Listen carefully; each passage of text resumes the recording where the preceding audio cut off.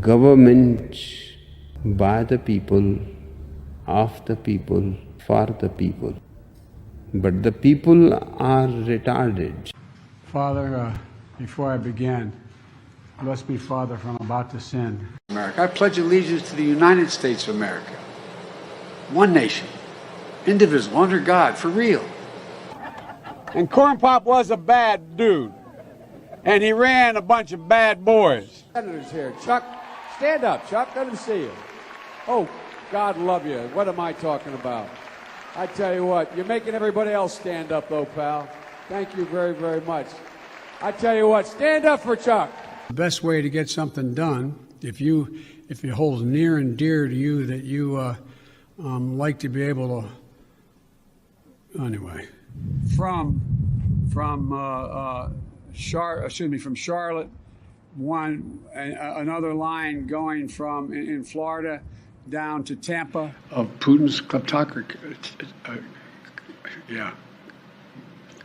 America is a nation that can be defined in a single word. I was going to put him. The idea that Los Angeles and what am I doing here? For two reasons. One, you won't be safe in Joe Biden's America. We hold these truths to be self-evident. All men and women created by you know the thing. Let's be clear. I hear it all the time. Cumulative, I can play for the programs many times over. Well, I'm sick and tired of smart guys. Let me start off with two words. Made in America. Made in America. Welcome back to another night of Shtick with Koolfrogg.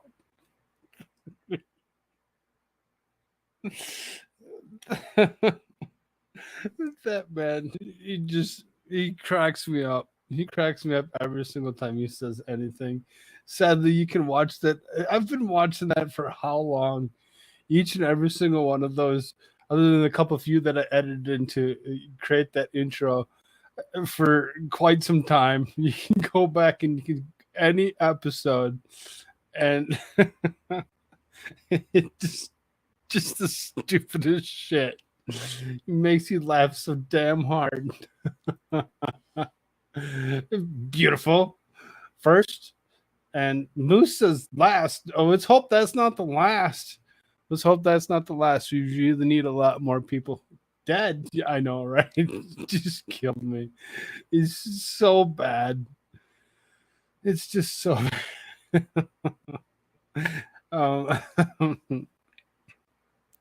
so I gotta stop laughing first.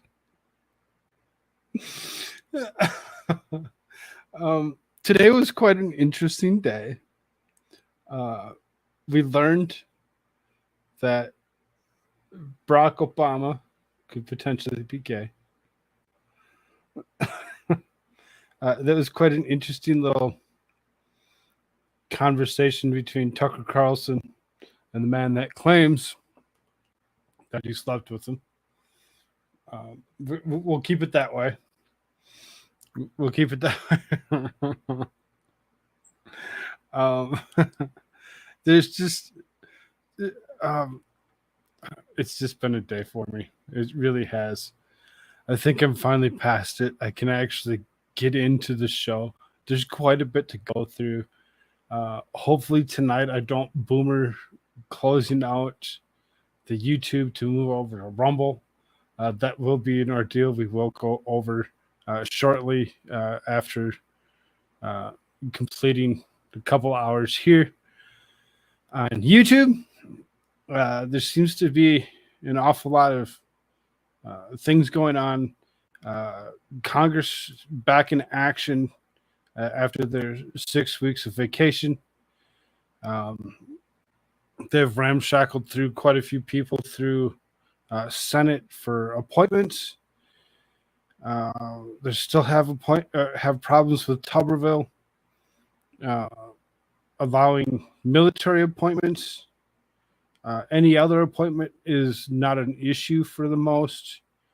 They've placed quite a few people in contention for in place for all these little positions and things that are out there.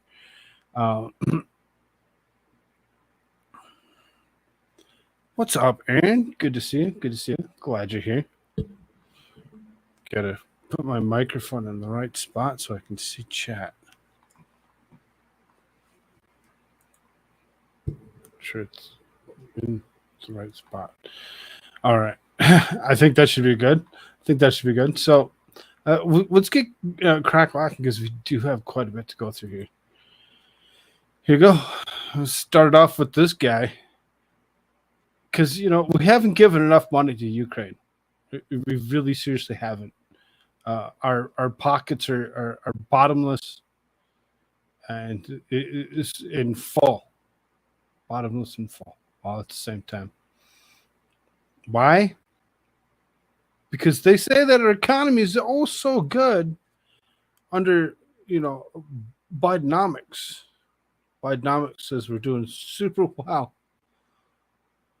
Because we're doing so well. Because he's reduced the deficit by so much, like trillions of dollars, that it's okay. It's okay to go and throw $1 billion here and $1 billion there towards Ukraine. No big deal. No big deal. Don't look into it. Don't pay attention to the circle of money and where it goes, where it comes from, and how it just so happens to circle back around into Joe Biden's back pocket. Don't look at any of that. Don't pay attention to any of that. Just pay your taxes, unlike his own son. Pay your taxes so that way we can continue to fund this ridiculousness of Ukraine for the next at least 4 years. At least. And I'm going to call it now. I've called it before. We're going to get Barack Obama term 4, regardless if it's this guy or if it's his own wife, Big Mike. Another 4 years. Another 4 years of ridiculousness, of continuously raking more money into Ukraine.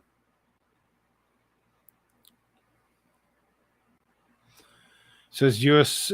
Secretary of State Anthony Blinken visited Ukraine's capital Wednesday, where he's expected to announce more than $1 billion in new American funding to display Washington's unflagging support for Kyiv's fight. Blinken also aimed to assess Ukraine's 3-month-old counteroffensive and signal continued U.S. backing, as some Western allies expressed worries of Kyiv's slow progress to drive out Russian forces after 18 months of war, according to U.S. officials. We want to make sure that the Ukraine has what it needs, not only to succeed in the counteroffensive, but has what it needs for long term, to make sure that it has a strong deterrent. We're also determined to continue to work with our partners as they build and rebuild a strong economy, a strong democracy. Blinken was set to pledge more than $1 billion in new U.S. funding. The senior State Department official said, speaking of the condition of anonymity, in order to discuss the announcement before it was made. The money would be a range of investments, an official said, without elaborating. Other issues include supporting Ukraine's war-torn economy, where it be discussed building on Blinken's June announcement in London for $1.3 billion in aid to help Kyiv rebuild, with a focus on modernizing its energy network, which was bombarded by Russia last winter. Kremlin spokesman Dmitry Peskov said that U.S. assistance to Ukraine can't influence the course of special military operations. Blinken arrived in Kyiv for an overnight visit hours after Russia launched a missile attack in the city. He was expected to meet with President Volodymyr Zelensky and other top officials to discuss the ongoing counteroffensive and reconstruction efforts. On a train journey to Kyiv, Blinken met with Danish Prime Minister Mette Frederiksen. Also, the official visit to discuss the war. Blinken thanked her for Denmark's leadership in the coalition training of Ukrainian pilots for F-16s and for promising to donate the fighter jets to Ukraine, according to State Department spokesperson Matthew Miller. Washington officials said there were discussion of alternative export routes to Ukrainian grain following Russia's exit from the Black Sea Grain Initiative and its frequent bombardment of the port facilities in the Odessa region, from which most grain is transported abroad. Those alternatives may include new overland routes or ships hugging coastlines to keep international waters where they could be targeted by Russia's Navy. The interesting is that there is actual word out there that Poland is still refusing. Poland's still refusing to do any of that. They don't want it. They don't care. It's not going to happen. Vicky T, good to see you. Glad you're here at the beginning of a show.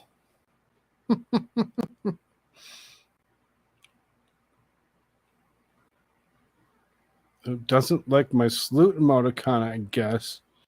You're a mod. How? What? Huh? You should be able to put up whatever you want. I see it says, "Hey, Aaron," with the salute.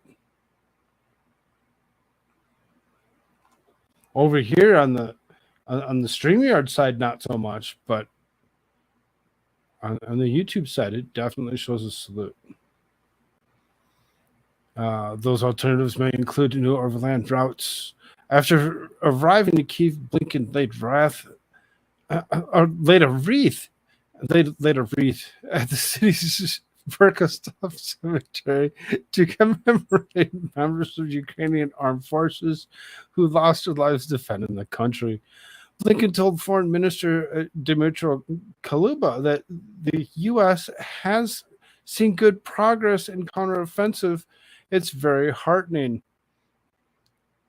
Blinken said that he was in Ukraine to reaffirm our commitment to stand with you, to help ensure that you succeed militarily in dealing with the aggression, but also to stand with you to make sure that your efforts to build a strong economy and a strong democracy succeed.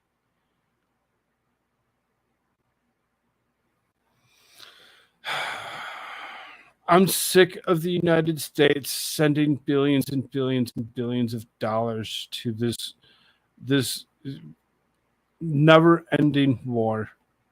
We stopped one never-ending war that lasted some 20 years in Afghanistan. Haphazardly, because there was an article here, but I'm like, we already kind of know this. I don't need to read the article. It was about how they're finally realizing that the military might that they left behind in Afghanistan is actually being utilized by the other side, by militants. Militants do have it in use, and they're using it against Ukraine. Fund both sides. Let's do that. Sounds so good. What's up, Suzanne? Good evening to you. Hope everything is going well. It's system dependent, doesn't show up on, but does on Apple. But the salute, see, it shows up on YouTube, but it doesn't show up on StreamYard. It's kind of a weird ordeal on how it works and when it works. If you spam it out too many times, like those 7 times, somebody might have to actually click on it to allow it. Still this side of the grass.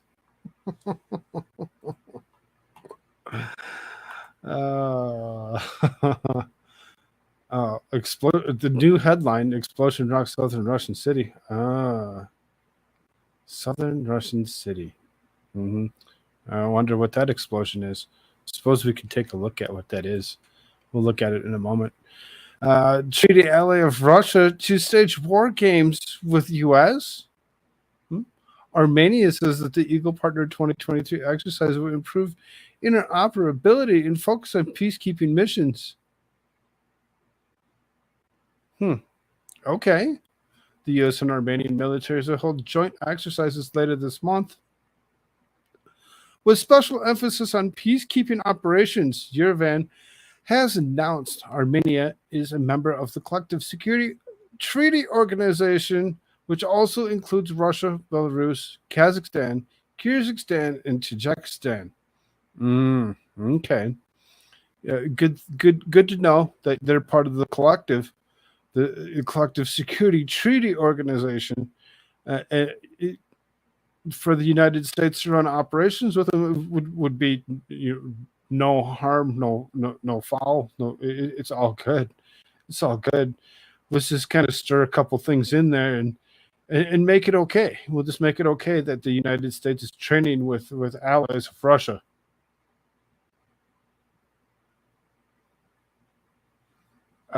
Okay, great, awesome. Good to know that we're so ignorant to the point that it doesn't matter who we're training with, as long as it's for peace. Partnerships for peace. NATO defines the PFP initiative as a tool for facilitate practical bilateral cooperation between individual Euro-Atlantic partner countries and NATO. Improve the ability of the alliance and partner forces to operate together in NATO-led operations. In an interview with Italian newspaper Repubblica on Sunday, Armenian Prime Minister claimed that Moscow is abandoning the South Caucasus region. He accused Russian peacekeepers of being unable and unwilling to exercise control of the Blinken corridor, which links the disputed region of Nagorno-Karabakh to Armenian territory. It's really seriously kind of interesting how it's okay. It's okay to run, these kind of things together. It's all right. It works itself out in the long run. What's up, Lucky Chucky? Good to see you. Glad you're here. So here's that headline: drones attack southern Russian city. 2 drones are intercepted overnight in Russian southern city of Rostov-on-Don. According to Gulubev, air defenses were activated around 3 a.m. local time. The first UAV fell near the city's western suburbs, while the second one crashed into downtown. The governor added that 1 person received minor injuries and several cars were damaged. The crash site was just across the street from the headquarters of Russian Army's Southern Command. A video posted online reportedly shows the moment of the crash. Oh, we can watch a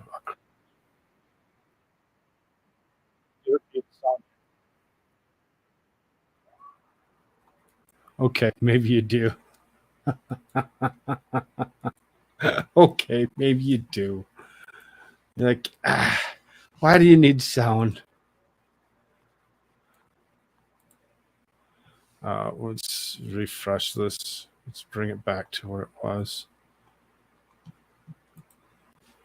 And add this to the screen. There you go.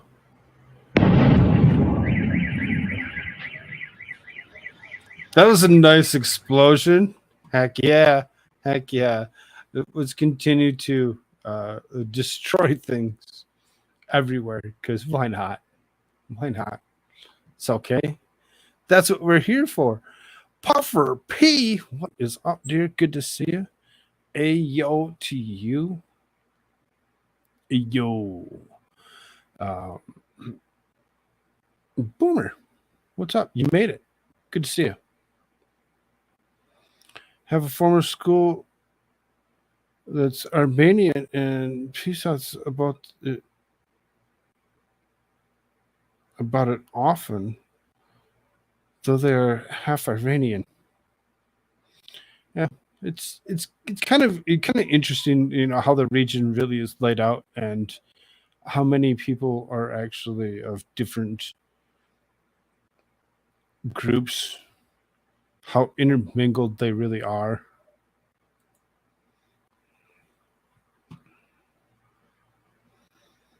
So then they want to come after the United States. That's always been the deal. That's always been the deal, right? I think most of us have assumed that eventually that's what they want to do, is they want to hit uh, um, mainland United States. And my poor boy was his first and hopefully his last migraine. Just jacked him with meds.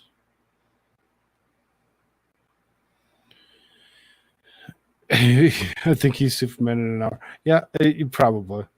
He's young enough where he probably rest something like that off.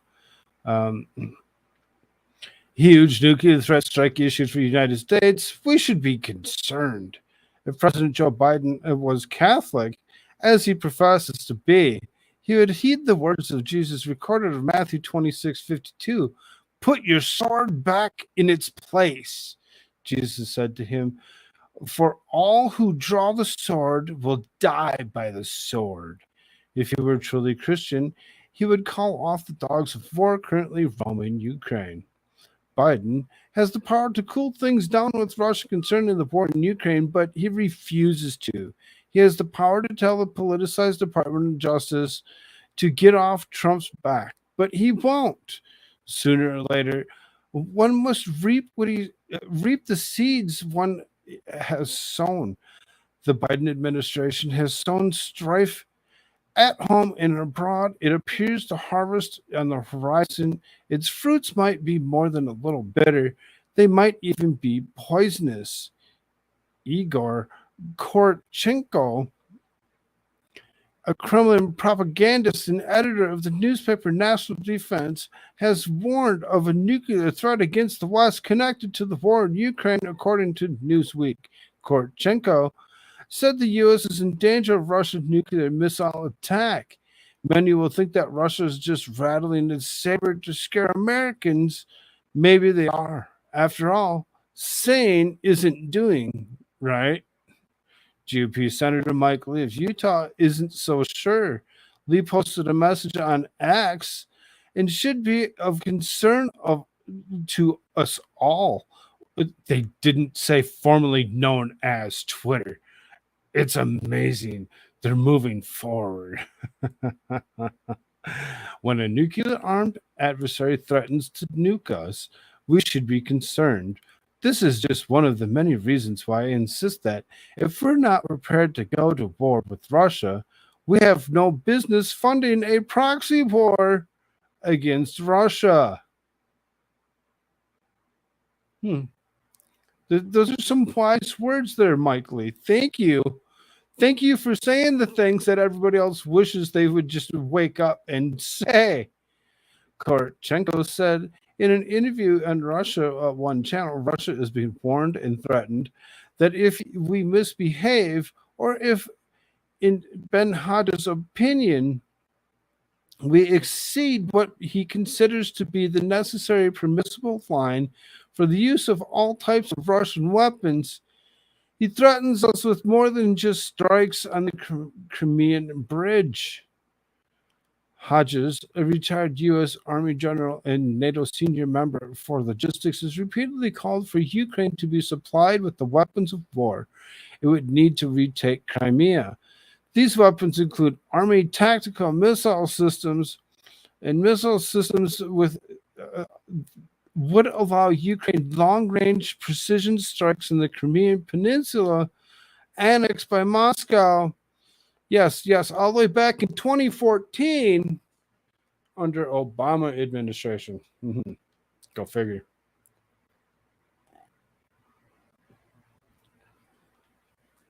Korchenko went on to claim that Hodges believes the U.S. to aid the Ukraine efforts might consider strikes in Russia's Black Sea Fleet bases and Russian troops stationed in Crimea. The U.S. could also target Russian naval bases in Tartus, Syria. Korchenko believes the hottest remarks were not just statements of retired hawk, but also an information campaign designed to influence both the U.S. and Western audiences. Korchenko went on to say that there should be a discussion about the use of permissibility of tactical nuclear weapons and what goals and what tactics we will use if they are needed. It sounds like Korchenko's been reading Frederick the Great, who once observed, "Do not forget your dogs of war, your big guns, which are the most to be respected arguments of the rights of kings." Maybe Korchenko's waging his own information campaign, and it's all just bluster. Senator Lee doesn't think so, and he's not alone. Ex-Fox News host Tucker Carlson believes that the United States will be in a hot war with Russia within the next year. Carlson made it clear that on the Adam Carolla show that Biden and crew will do anything to win in 2024, including going to war. If your goal is to maintain power, once you start indicting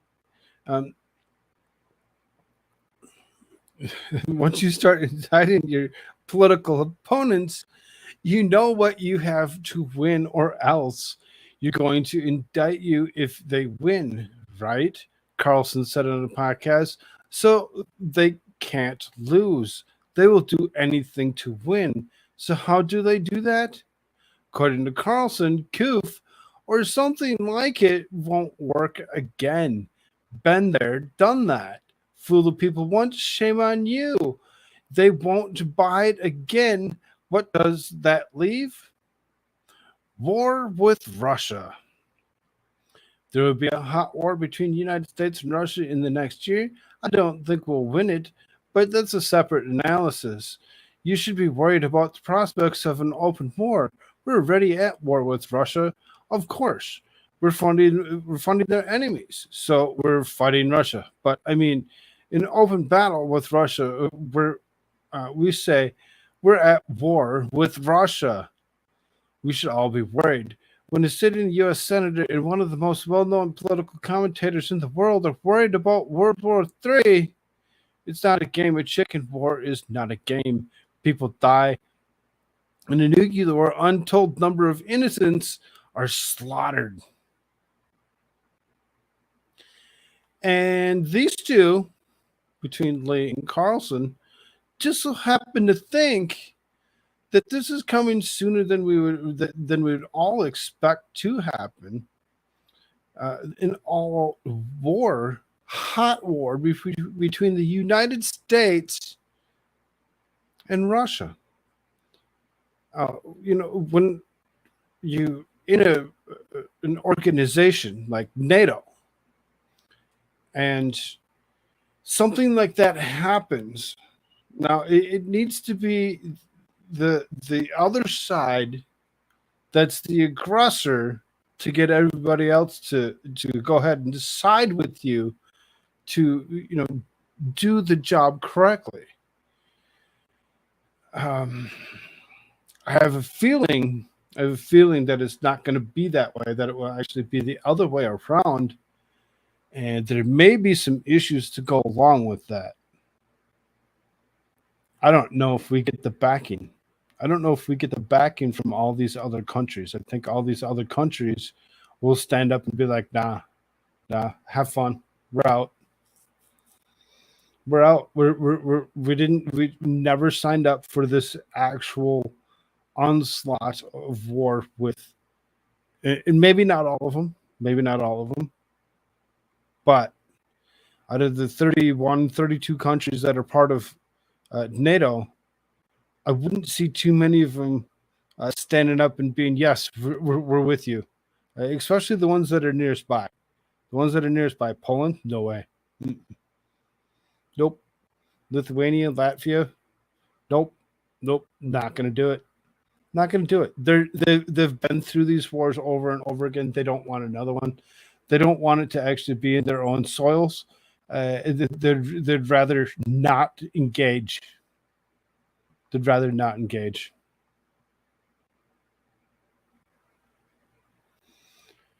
Our president isn't there. Others are. Yep. Well, yeah, of course. I agree. I had them all in my life put up until 10 years ago. That was my last one that I remember. I would have taken Superman over a migraine any day. Yes. Yes. Private conversations.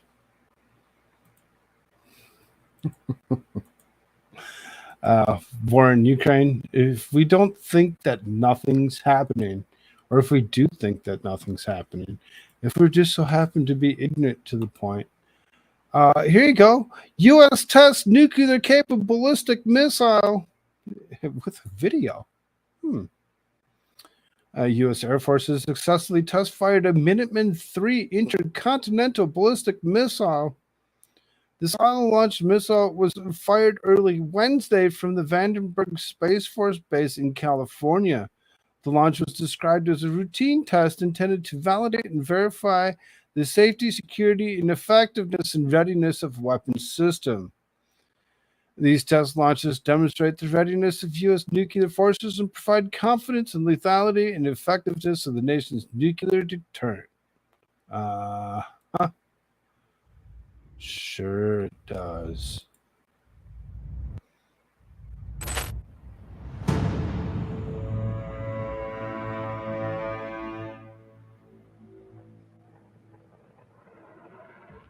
The mission of the 377th Flight Test Missile Maintenance Squadron is to test and evaluate the Minuteman III weapon system.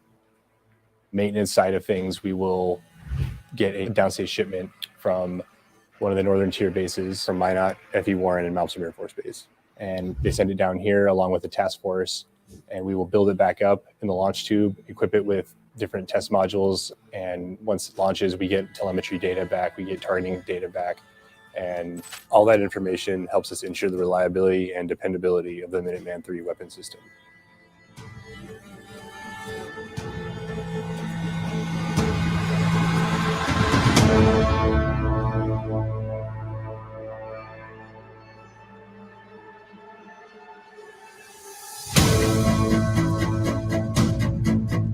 This Parts. shows the First launch. Shows the launch. deployed environment and test all critical launch commands through air and ground execution. Everything up till first stage ignition is accomplished, and it is the most comprehensive test of the deployed Minuteman III weapon system. From there, operational test launch, or OTL, takes over from first stage ignition all the way to splashdown, 4,200 miles away. The mission that we support is one that underpins all others, providing our nation and our allies a guarantee of our lethality and our credibility.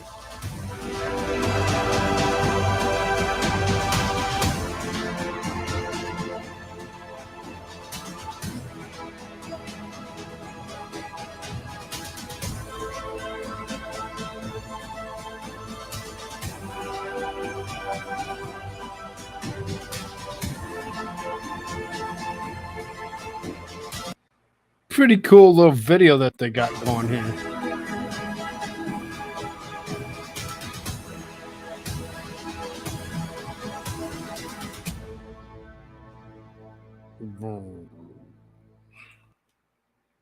Good stuff. Good stuff. Glad that we can actually watch a launch of a Minuteman III intercontinental ballistic missile that will go, out to oblivion and hit somewhere randomly that they chose out in the middle of the ocean, most likely.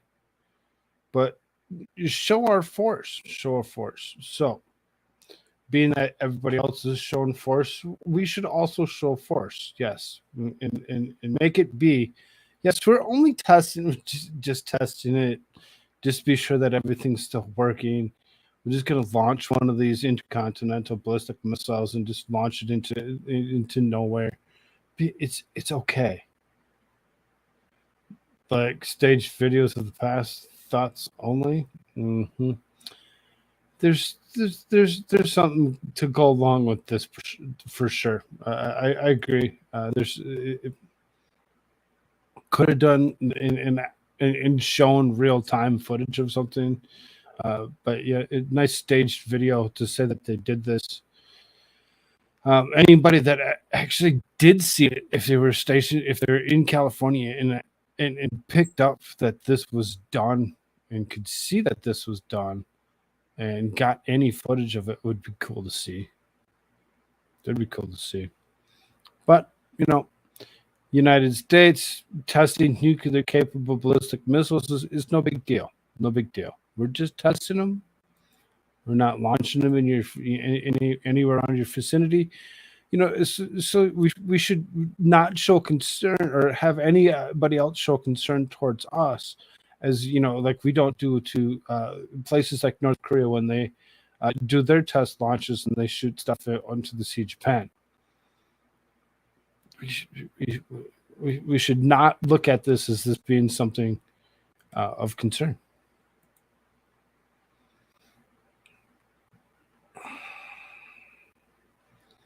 So, and I want to just be sure. Yeah. So, to move ourselves from world news to politics, politics it is.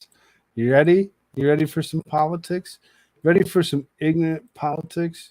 I'll show you some ignorant politics. How about this?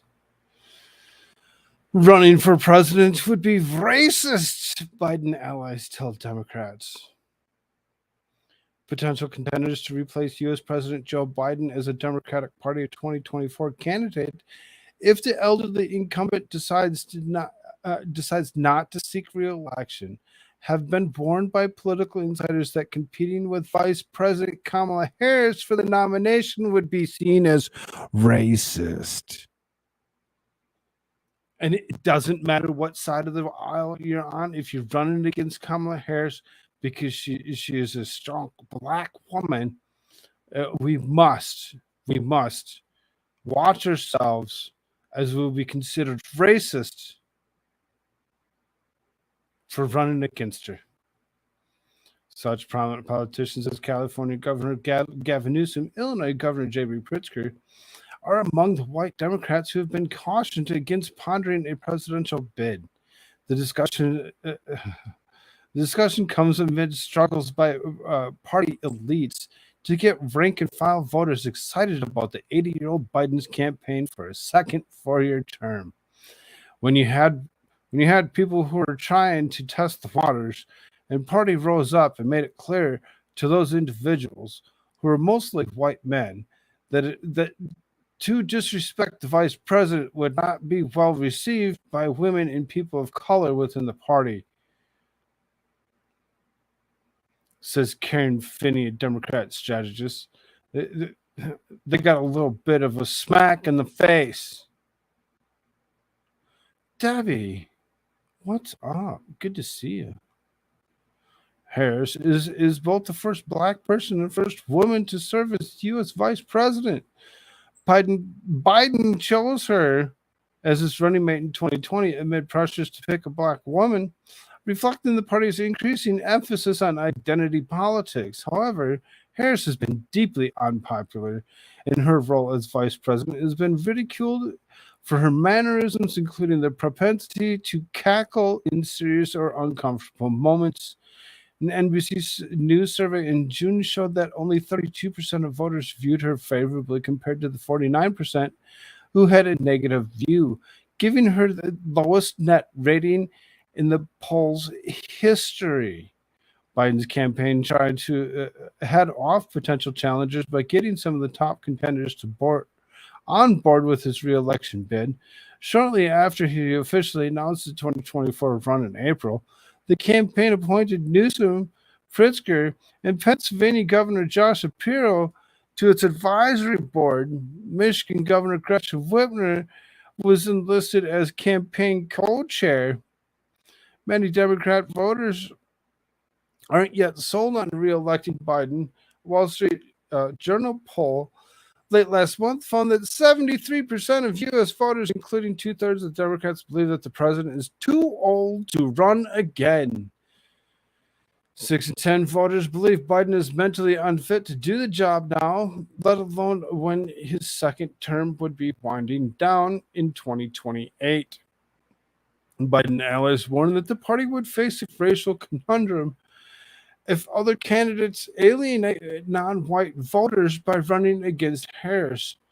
NBC voted for the past candidates who failed to win over black voters, such as Hillary Clinton in 2008, Bernie Sanders in 2016, lost their races to the party's nomination, with the establishment Democrats holding off at least for now. Biden's top challenger for the nomination is Robert F. Kennedy Jr., whose father was assassinated while running for president in 1960. Father? It's not his father. Kennedy is currently polling under 13% support for Democrat voters compared to nearly 66% for Biden. I think they kind of screwed up there a little bit. They kind of screwed up. They listed the wrong person as the parent. Robert F. Kennedy Jr. would be Robert Kennedy Sr.'s child, who would be JFK's brother. So the bottom side of that article is just a little off, But thank you for trying, RT. Thank you for trying. Thank you for trying so hard and being wrong at one thing. That one thing. The rest of it is pretty spot on. She's the worst vice president ever with the worst rating. Nobody likes her. Nobody cares for her. But don't run against her. You run against her, you're going to be called a racist. You're going to be called a racist. Straight up racist. Done. How stupid are we? It's so damn ridiculously stupid how far we go with this. Clumsy clairvoyance for a gifted membership goes to Elizabeth. Oh, gee, where is Elizabeth? Where's Elizabeth? I bet she'd be appreciative of that. Thank you so much. Thank you so much, Clumsy. I appreciate it. RFK was assassinated. Yes. Daddy was assassinated as well as his uncle. Yeah. But they called it out as his father. It's not JFK's not his father.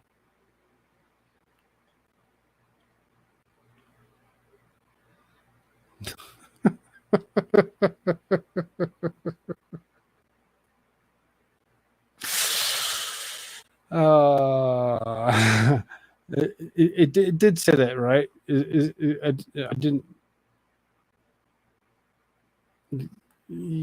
I don't think that he was running for president, was he?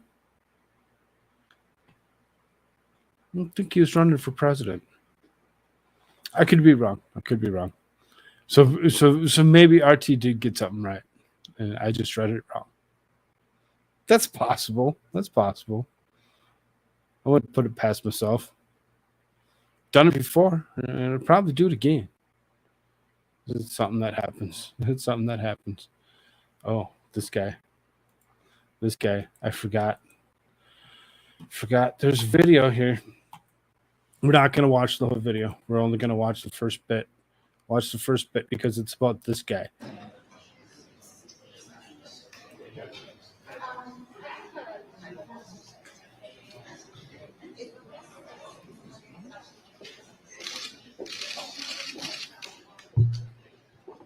Well, good afternoon, everyone. Obviously, we have a lot of work to do in a very short period of time. We have to figure out how to fund the government past September 30th. We have to have as close as we can to a regular order process on appropriations. Senator Collins and Senator Murray have done a spectacular job of at least getting bills out of committee. I appreciate the fact that because like I said, Congress is back in action. So the Senate had actually convened. They'd gone to the point of appointing several different people for several different positions, and for them to not hold these little speeches with this non-coherent person without putting words on the screen would have been totally wrong. But they knew better. They knew better. Put the words on the screen. Right in the dead center. which hadn't happened in the Senate in 5 years. So that's a step in the right direction. And then there's the supplemental. And as all of you know, I think maintaining our support for Ukraine is extremely important. Number one, virtually all the money that we're allocating for Ukraine is actually being spent in the United States to replenish our industrial capacity. It is. It is. Are you sure? Are you sure that's exactly what's happening? You're not just sending the money to Ukraine. You're actually spending the money here to replenish our own goods, though you're allocating it to them. This person over here looks a little confused. Just a little bit like, there's a little bit of a glare. This guy back here is just going to stand tall and he's going to be like, yeah, that's what we're doing. Secondly, we haven't lost. No, these are all Republicans / rhinos. Most of that money that's being brought back is funneled through FTX into the DNC, to the Democratic National Convention, and back into Joe Biden's back pocket. Not necessarily any of these guys. Some of them for sure, but not all of them. Not all of them. These are all Republicans. These are the racist ones. These are the ones that are projected to be those that are on the extreme right. Rhinos. I must already getting sleepy. I saw monkeys going in their. Anybody. Not a single American has been paused. Third, I think it's important to remember that we have a country here fighting for their independence, degrading the military of one of our biggest rivals. So I know there's a difference of opinion in my party on this, and I think are you sure? The president has, I think, been are you too sure slow to keep the commitments that he's made publicly, but at least he's supporting the effort. I think he could have done it more skillfully, but he is supporting the effort, and I intend to continue to support it, and I hope the majority of my colleagues will feel the same way. I hope that majority Let of me my just colleagues pick up on the first point the leader made, and that is that if you look at before we broke for the August break, the last bill we processed, the National Defense Authorization Act, we had a robust amendment process. We considered 33 amendments on the floor. The Armed Services Committee team got lots of other amendments included in the bill that were adopted without having votes. But nevertheless, it was a process that was open and transparent, in which individual members who don't serve on the Senate Armed Services Committee had an opportunity to have their voices heard and get votes on amendments that were important to them in their states. Now we're looking at the appropriations process. As the leader pointed out, we haven't had a normal appropriations process for a long time around here, but we do now have 12 bills. All 12 bills have been reported out of the Senate Appropriations Committee. The key now is to get those bills moving across the floor. And I'm hopeful that that will start happening next week. And when it does, that there will also be an open, robust amendment process in which members who don't serve on the Senate Appropriations Committee have an opportunity to make their voices heard and get amendments considered that are important to them and the people that they represent. So in other words, as long as these bills are still sitting there, they can amend those to put their own wish list of greediness and ignorance along with each one of them. So that way, eventually, they'll all agree on at least one person getting what they want. Oh, wait, they'll all get what they want. I talk a lot around here about regular order. And the reason I do that is because I think bills, when they move through regular order, is a more transparent process. It is more accountable to the people in this country. And I hope that we can have a regular order process as we begin to deal with appropriation bills, so we don't end up like we did last year at the end of the year with everything piled up in this big train wreck of one big appropriations bill that's a take it or leave it proposition. The way it's supposed to work is to do these in regular order through a process that allows for open debate on the floor. And that's what our conference is going to insist on in the appropriations process this year. Thank you, John Thune. John Thune is supposed to be, the senator for this great state of South Dakota, one of them anyway. And he seems to be just as much of a rhino as any. He really doesn't care about the people. He only cares about himself, just like most of them. You see, he's actually got some. He's a doctor. You see, he's got some medical issues. As he turned around, you can see the slope. You can see that slouch in his neck and in his upper back. He's going to be one of those that's most likely won't be able to stand up straight unless he does something to correct his posture. Joe Biden's recent statements on the economy reveal a president completely out of touch with the pain and the suffering that he's causing the American people. Gotta go, Frog. All right, Aaron. Thank you for coming. Thank you for showing up. I'll see you tomorrow at some point in time, I'm sure. Enjoy your night. Get some good sleep, and we'll see you then. If you wanted to describe Bidenomics in one word, it would be failure. The economy is the number one issue facing our country. All of us have been traveling our states. I've been all around Wyoming over the break, talking with folks. People are fed up. They're fed up with record high prices, record high interest rates if you want to borrow money, and a record high debt. And they're tired. They're tired of having to work so very hard just to try to keep up with the prices that continue to go up. They seem to be hit right between the eyes every time they go to the store or fill up with gas, try to buy groceries, all of those things. Shiloh, man, what's up, dude? Good to see you. And they're mad. People are mad because they see the country heading in the wrong direction and they don't see us getting back on track. People also do not believe that Joe Biden is up to the task. Only 1 in 3 Americans think that President Biden and the Democrats are actually doing a good job on the economy. And the case in point is this past Labor Day weekend, gasoline prices hovering at about $4 a gallon. Well, that's up. I like how they put the words up there. If you look close enough, gasoline hovering over $4 a gallon. Biden and the Democrats are actually doing a good job on the economy. And the case in point is this past Labor Day weekend, gasoline price. It's up to $2 a gallon from where we were about 2 years ago. Yep.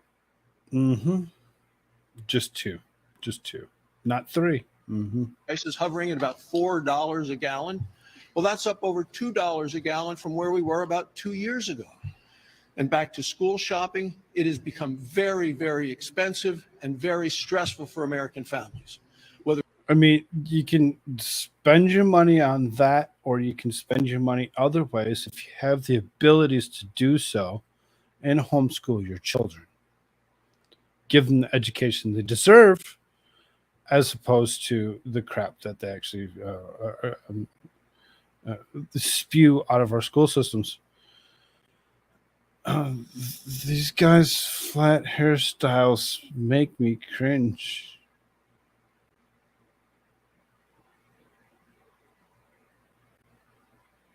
Like, what do you want them?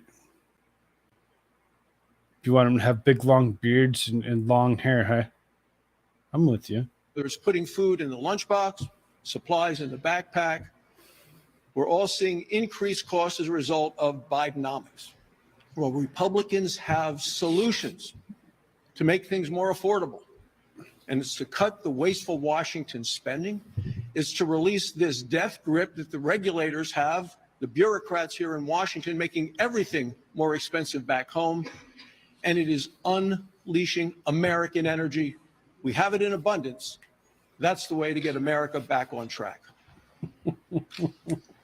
That's the way to do it. Are you sure? Well, You know, for this lady here, I do have to give it to her. She's a pretty lady. Her gray hair's grown in very well, and she owns it. She owns it. welcome back, everybody. I'd like to say it's great to be in Washington, D.C., but I think I prefer Iowa. And for those of you that had the opportunity to come out, spend some time in Iowa, go to our great state fair, we appreciate your support. I finished up the 99 county tour while I was at home in Iowa, and it was great to get out across the state.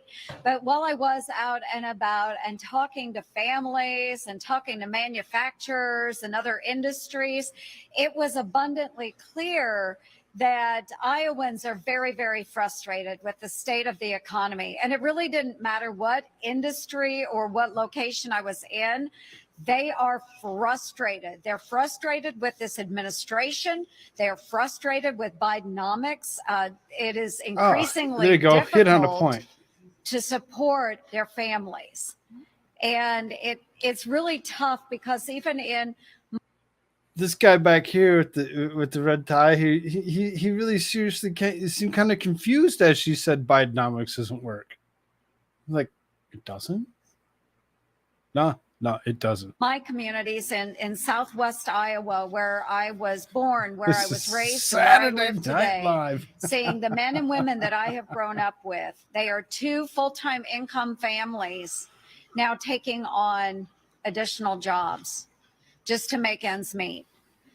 So folks, when the president is out there talking about how successful Bidenomics has been, I'm pulling the BS card on this and I'm throwing it down because things are rough on our families. There's no getting around it.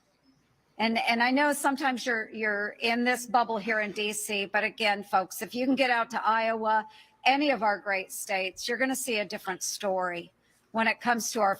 Not like having a teleprompter know exactly what you're going to say before you say it. It's great. It's great. It's great that the closed caption, when it comes across, it shows up before she says them, about a sentence before.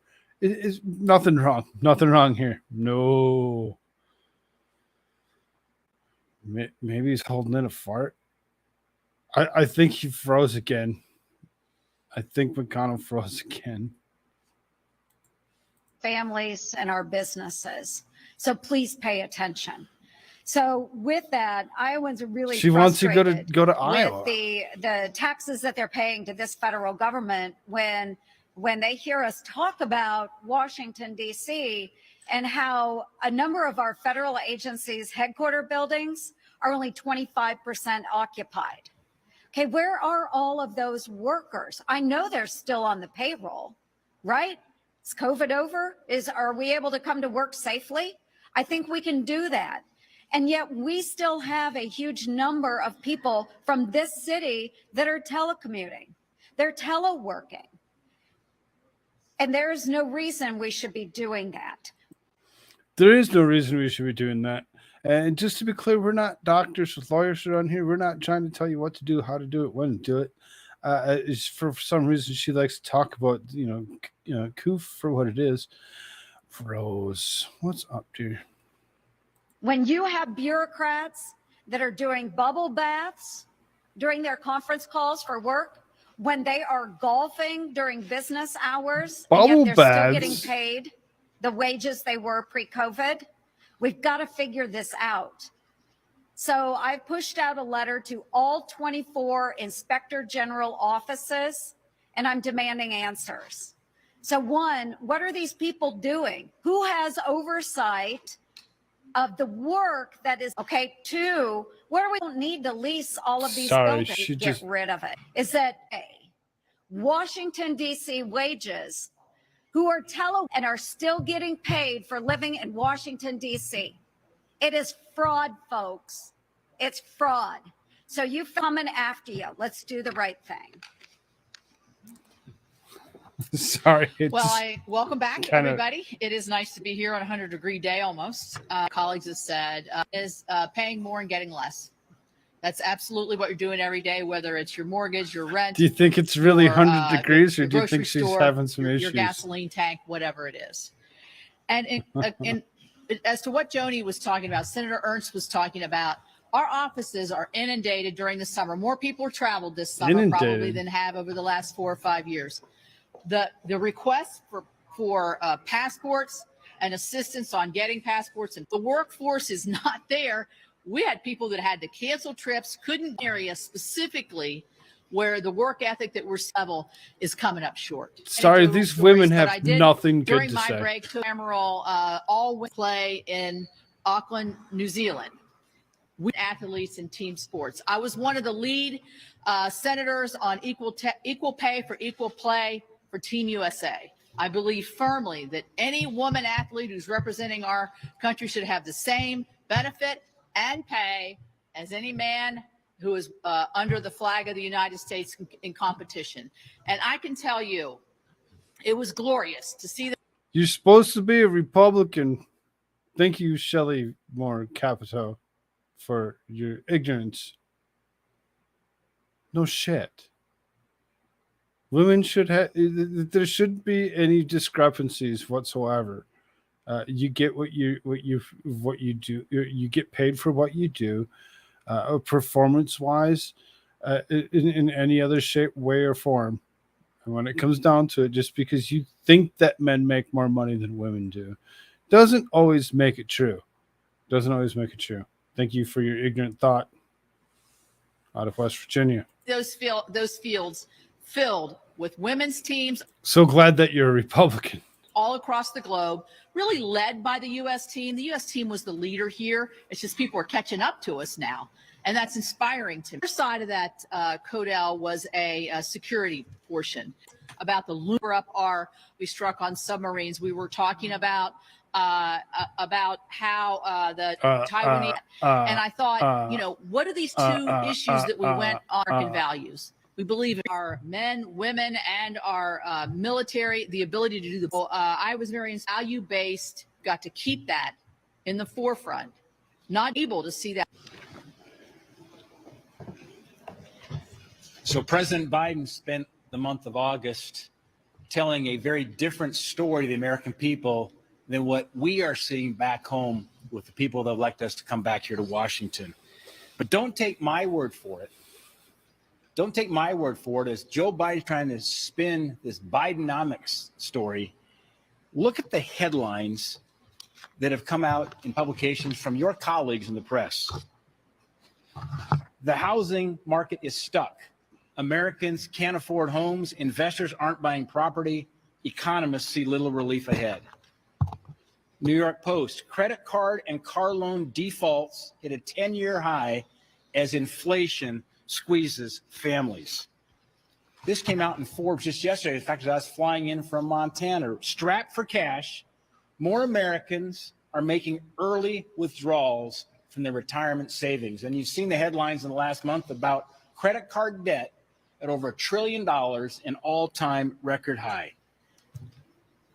And now we've got new information that says our deficits are going to exceed $2 trillion. To put that in perspective, our deficit over the next year will be larger than the GDP of every country but 10 in the world. This is a direct result of what's happened, we've seen with President Biden in their spending spree. It's unacceptable, but the reality in Joe Biden's America versus what Americans are actually seeing are completely disconnected. It's time for the administration to reverse course on its out-of-control spending. Thank you. Leader McConnell. Good afternoon. Welcome back. Respectfully, can you tell us what is afflicting you and characterize what is the level of transparency that the people of Kentucky deserve to hear about your condition? We don't want to ask you questions about what you're doing, why you're doing it, or how you're doing it. We don't care about the Bidenomics. We don't care about anything else. All we care about is you and your health. Will you clarify for us right now, while we get one question, how well you are and what's your affliction? Well, I think Dr. Monahan covered. We'd like to hear from you. I know you are hearing from me. I think Dr. Monahan covered the subject fully. You had a chance to read it. I don't have anything to add to it. And he simply has Parkinson's disease, and freezing up when asked a question can be a normal situation. I think it should answer any reasonable question. But he ruled things in. He didn't rule things. He ruled things out. He didn't tell us what it might have been. Do you know what it is? You've had all these evaluations. What have doctors said is the precise medical reason for those two freeze-ups? What Dr. Monahan's report addressed was concerns people might have that some things that happened to me did happen. Well, they didn't. And there's really, I have nothing to add to that. As he says that they didn't happen, look at the confusion on their faces. It didn't happen. It didn't happen. You were all standing here with me when I froze up the first time. You're all standing with me, or my aides were standing with me the second time that it happened. But, you know, we can straight out look at their faces. Each and every single one of them knows exactly that he's telling a freaking lie straight to press with it. I'm going to lie to you. I'm going to lie through my goddamn teeth because I don't want you to actually really seriously understand that I have Parkinson's disease that they've clarified it to be. He's probably wondering, where's the Jello? I think you pretty well covered the subject. What do you say to those who are calling on you to step down? Do you have any plans to retire anytime soon? I have no announcements to make on that subject. Well, what do you say to those who are? I'm going to finish my term as leader, and I'm going to finish my Senate term. Thank you. I'm going to finish my term as leader, and I'm going to finish my Senate term. 2026 for this old fuck is where he's headed to. That's where he's going to assume that he's going to make it to. That's as far as he's supposed to go. And that's exactly what I was thinking. If he thinks he's going to make it the next 2, almost 3 years before he steps down as being a senator, I doubt it. I doubt it. The Parkinson's that they're already saying that he has, the reason that he actually had the last couple of freeze-ups is just that. It's just that. It's very, very aggressive, and it's gonna speed up real quick here. And he's not gonna make it the next 3 years. He's not gonna make it the next 3 years. So you need to pay attention to who the governor of Kentucky is and who they appoint to take his open vacant spot, unless he can step down now, allowing somebody else to come in and be voted in properly. If he's going to try sticking it out for the next 3 years, thinking that his Parkinson's isn't going to take over, he's greatly mistaken. He's greatly mistaken. Senator Rand Paul, sir.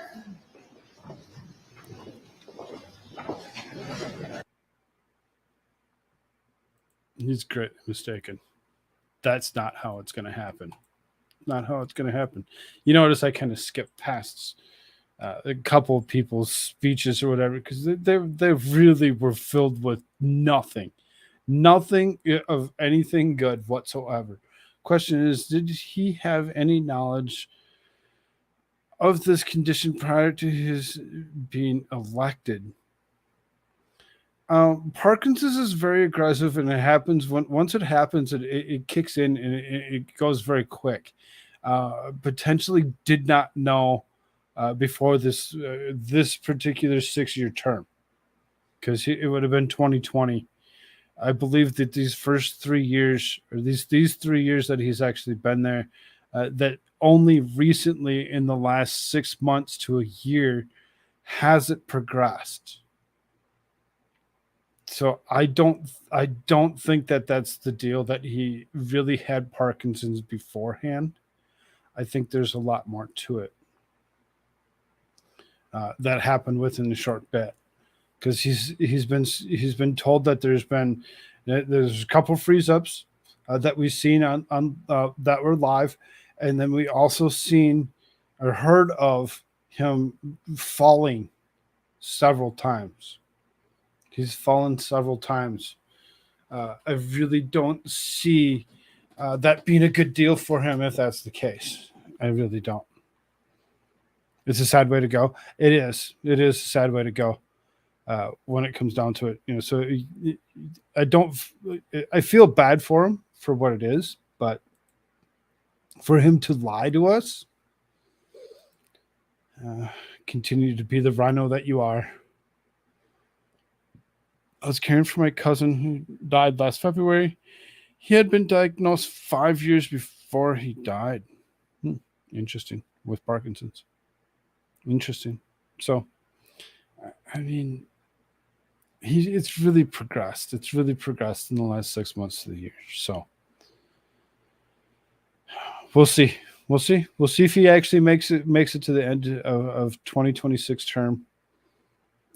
Because that's how long it's going to be until he does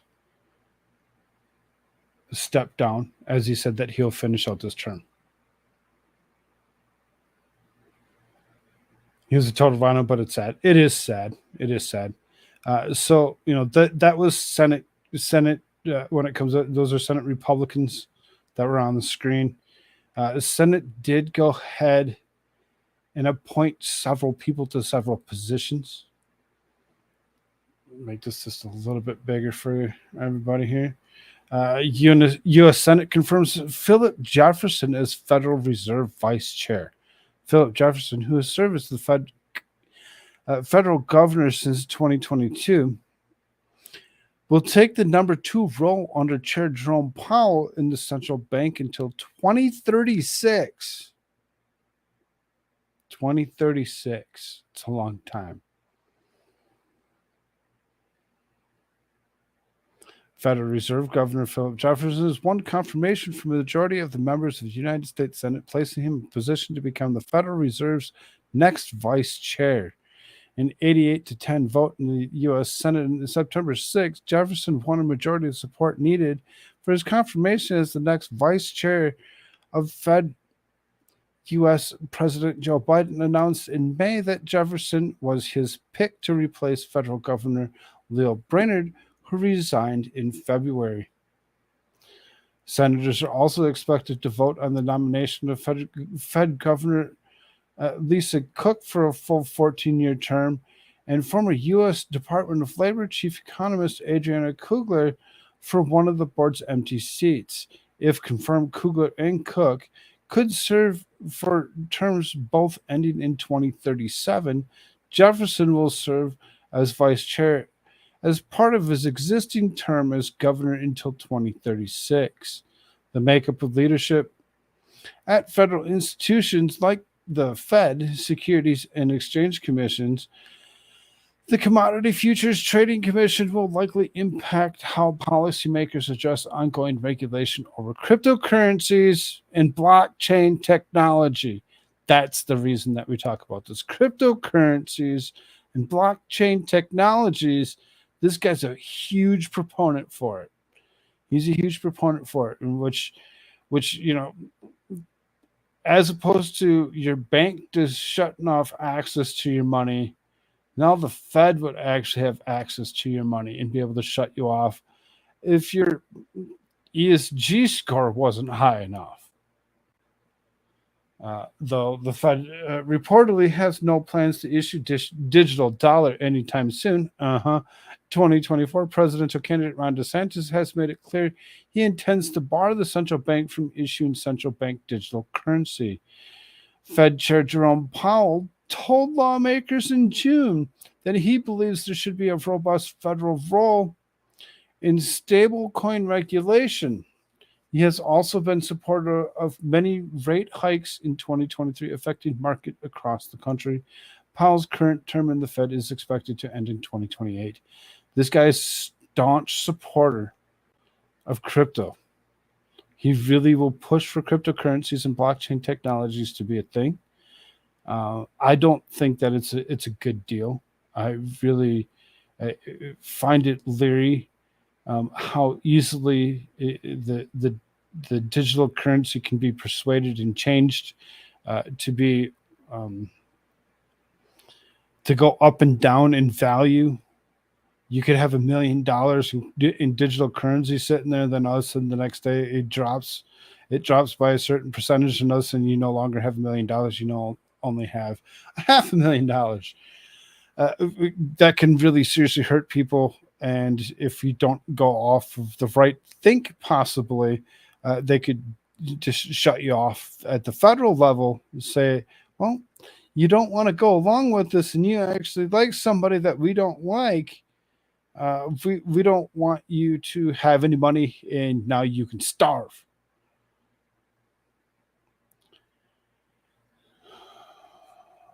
So I think we really need to pay attention to Federal Reserve Governor Philip Jefferson and what he decides to do with the central banking system.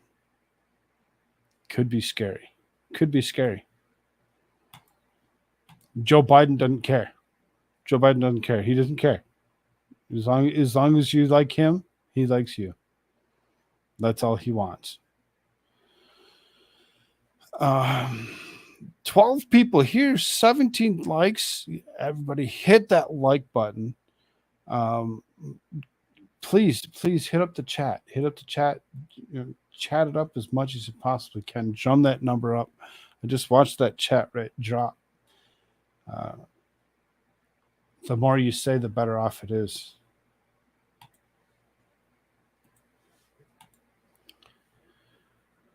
Both parties to blame for allowing Tuberville to block military promotions. He's still blocking military promotions. Take one a week and get it done. As the infantry officer during the 1991 Persian Gulf War, Captain Mark Esper knew that sometimes it's smarter to go around the enemy than through them. The former Army and Defense Secretary now says that it's time for both sides to stop jockeying for advantage in the impasse over Senator Tommy Tuberville's unyielding holds and start working to bypass him. Despite what Tuberville claims, it does affect military readiness and over time could affect national security. Esper said in an interview with CNN, it's become Republican senators to put pressure on Tuberville to release this hold. Democrats have done it in the past as well, but this has gone on too long.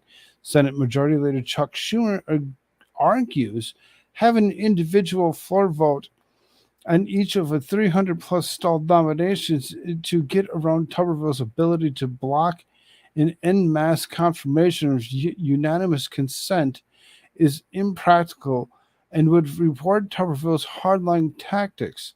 But Esper says there's no reason that most senior generals and admirals could be confirmed one at a time. Schumer should start moving nominations through the system, particularly the Joint Chiefs of Staff. There's 3 of them right now, coming up on 4. He should start moving those and start moving these nominees through. Take one a week, get it done. It doesn't undermine the rightfulness of the broader position, but starts moving them. Don't leave your military at risk like this and stop using the generals and admirals as pawns for political gain. It's not good for the Department of or the DOD, Department of Defense. It's not good for our uniformed leadership.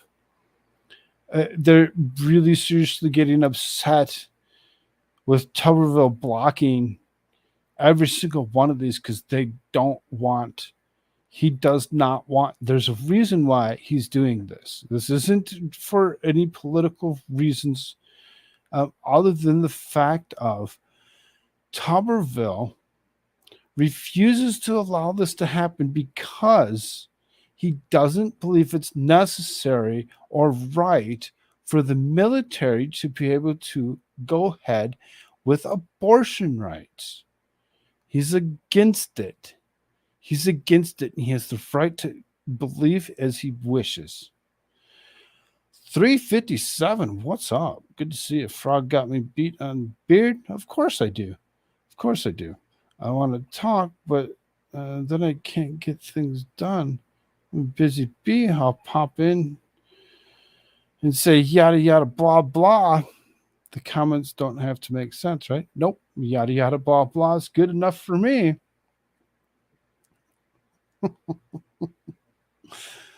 Addressing Coach is in his native tongue. Tuberville identifies first as a football coach and second as a U.S. Senator. His staff calls him Coach.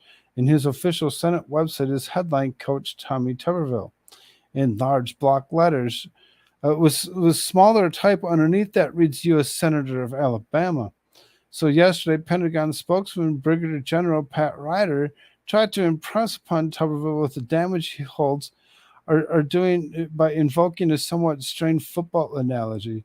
Imagine going into a football season with a bunch of acting coaches for each of the teams with a regulation that limits any of those acting coaches from presuming that he or she is actually going to officially lead the team.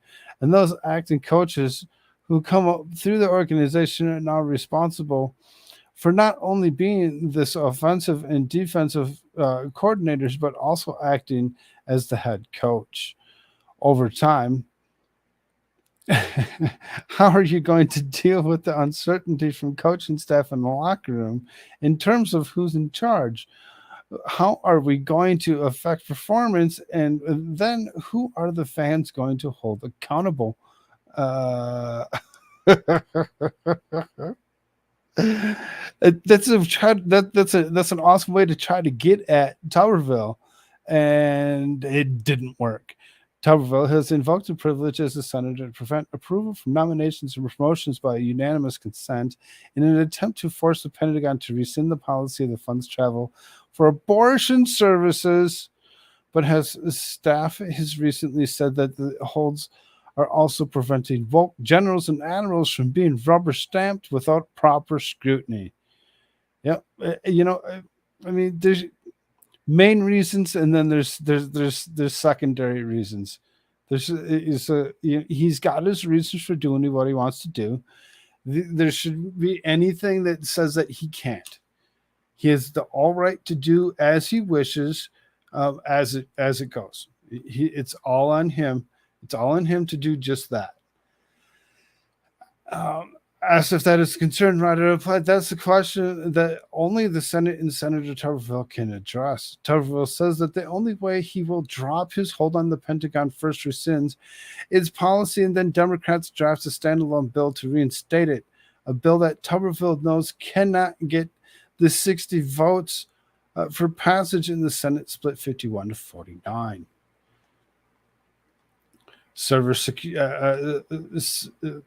Secretaries unite. The three civilian service secretaries, all Biden administration political appointees, appeared together on CNN the day after the joint op-ed in the Washington Post decried affects Tuberville's hold was having on officers and their families who are frozen in place. One of the general officers from the Air Force recently had an embassy event here in Washington where a colonel from the People's Liberation Army of China taunted him about the way our democracy was working. Why do we care what somebody from China has to say? Who gives a fuck? Our potential adversaries are paying attention to this, and it's affecting how they view the United States and our military capabilities and support for the military. I have a general officer who is supposed to move into a new house associated with their new position, and that service member was going to move while aging mother into the house with them so that they could care for them. Because that move isn't happening. They're paying $10,000 a month right now to keep the aging parent in the assisted living facility. I served in uniform for 26 years in the United States Navy under 6 different presidents, 3 Republicans, 3 Democrats. Yeah, yeah, a couple rhinos for sure in there, huh? We have never seen another situation like this. For someone who was born in a communist country, I would have never imagined that actually one of our own senators would actually be aiding and abetting communists and other autocratic regimes around the world. This is having a real negative impact and will continue to have real negative impact on our combat readiness. Oh well. Oh well. Tommy Tuberville has the right to do as he wishes. He has the right to do as he wishes. If you don't like what he's doing and you want to get your people appointed, there's a way to do that. There's a way to do that. Stop pushing for it to be a thing.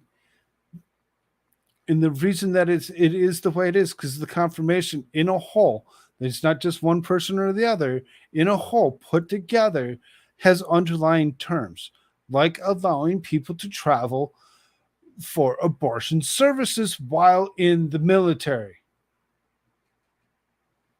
While in the military.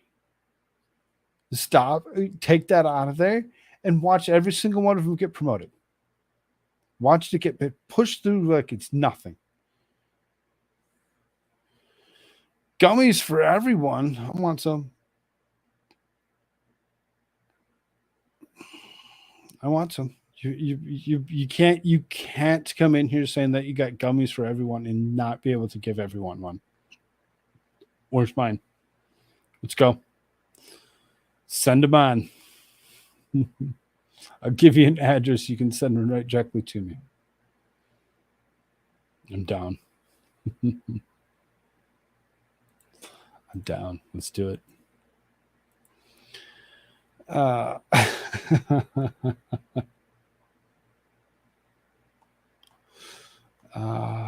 This guy.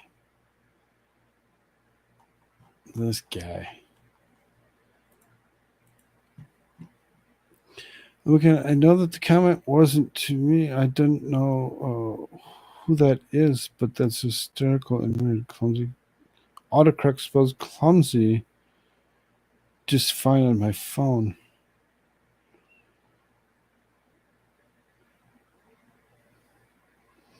Now I'm concerned on what the word was that he used that got auto-corrected to that.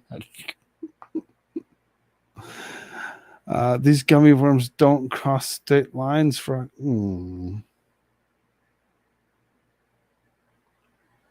It's so bad. President Joe Biden complained to friends that his aides treated him like a toddler after he made a gaffe about Russian President Vladimir Putin during a speech to Ukraine, according to the new book that Biden's tenure in the White House. During the trip to Ukraine in March, Biden gave the address in which he veered from the speech, saying, "This man cannot remain in power." The last politician inside Joe Biden's White House in struggle with Americans' future, Biden left home and ending his triumphalist tour feeling sorry for himself. He knew that he had erred, with resented his aides and created an impression that they were cleaned up his mess. Rather than owning his failure, he fumed at his friends about how he was treated like a toddler. Was John Kennedy ever babied like that? No one treats the president of the United States, the commander-in-chief, like a baby, says Karine Jean-Pierre. Here, let's listen to her say it. Thank you, Karine. President Biden is the oldest president in U.S. history. Why does White House staff treat him like a baby? No one treats the president of the United States, the commander-in-chief, like a baby. No. Nobody puts baby in a corner. There's this book that says That's ridiculous. when staff That's walked ridiculous back claim. what sounded like a call for regime change in Russia, the president, quote, rather than owning his failure, he fumed to friends about how he was treated like a toddler. Was John Kennedy ever babied like that? So look, I'll say this. There's going to be always a range of books that are about every administration, as you know, that's going to have a variety of claims. That is not unusual. That happens all the time. And we're not going to litigate those here. That's something that we're not going to speak to. There is one thing that I do want to, because I think I was asked this question last week by one of your colleagues about this particular excerpt that they were referring to. And so I'll say this, we did see the excerpt, the context of the excerpt, and it seemed to be making the opposite overall point about how the value of his experience and wisdom resulted in rallying the free world against authoritarianism, which is important. We have seen this, you all have seen this, and passage of the most historic agenda in recent history in his handling of foreign policy, like rallying the world around Ukraine, as you just heard from our national security advisor, who laid out in really good questions that your colleagues asked about how the president is moving forward, about Ukraine, about kind of leading into these conversations that he's going to be having at the G20. Sure he did. Sure he did. That's exactly what happened. He's all good. He wasn't crying like a little baby. Sure he was. Ben Frill, what's up? Says laugh all you want, but Vice President Kamala said she is ready to take over. She did. She said that yesterday. She said that yesterday right here on this show. She totally said that she's ready to take over. And it's sad. It's sad that that's the case, that she's so ready to take over.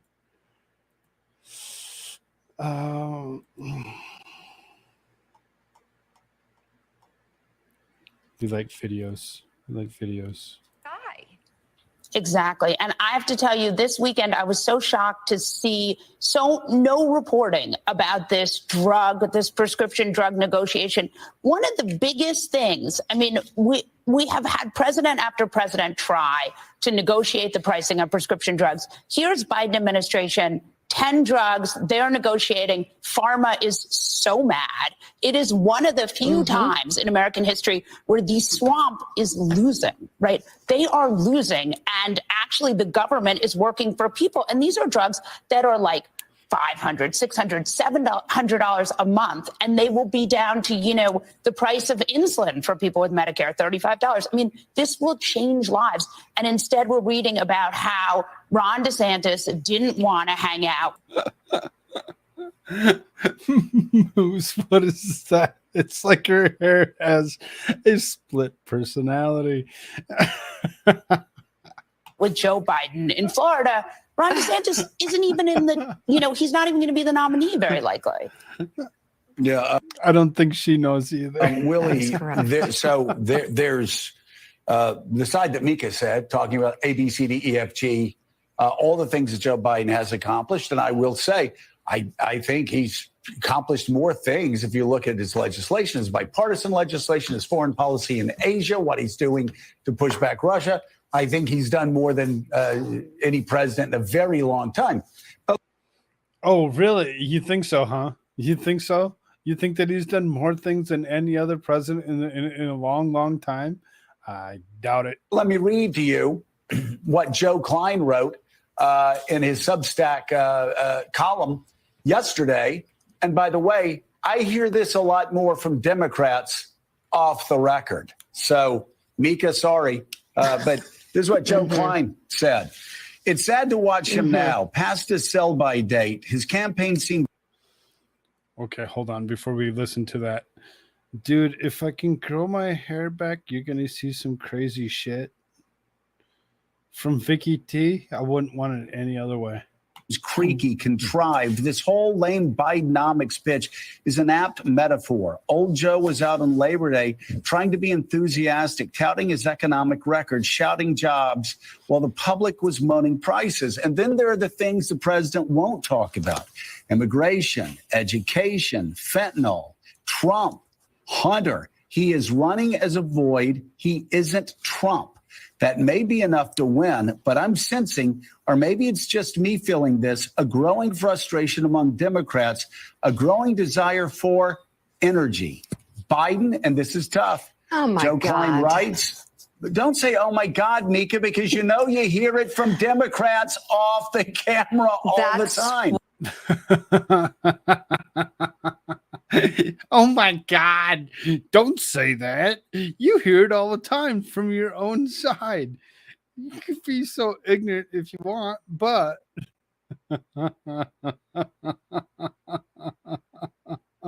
What I was saying, Joe, Democrats need to grow an attitude. Joe Klein says, Willie, finally, Biden is a ghost of what the country needs right now. And a lot of Democrats, Willie, are saying, in fact, most Democrats, let's be honest, are saying in panic mode, American democracy is on the line. Do we really want to just cross our fingers and hope for the best? That's what they're saying. Everybody discuss. Yeah, no, Democrat. Some of them are saying on our show, but I'm just going to put the question out there. You all get to discuss it. I'm not going to give you my opinion whatsoever because I'm a moron.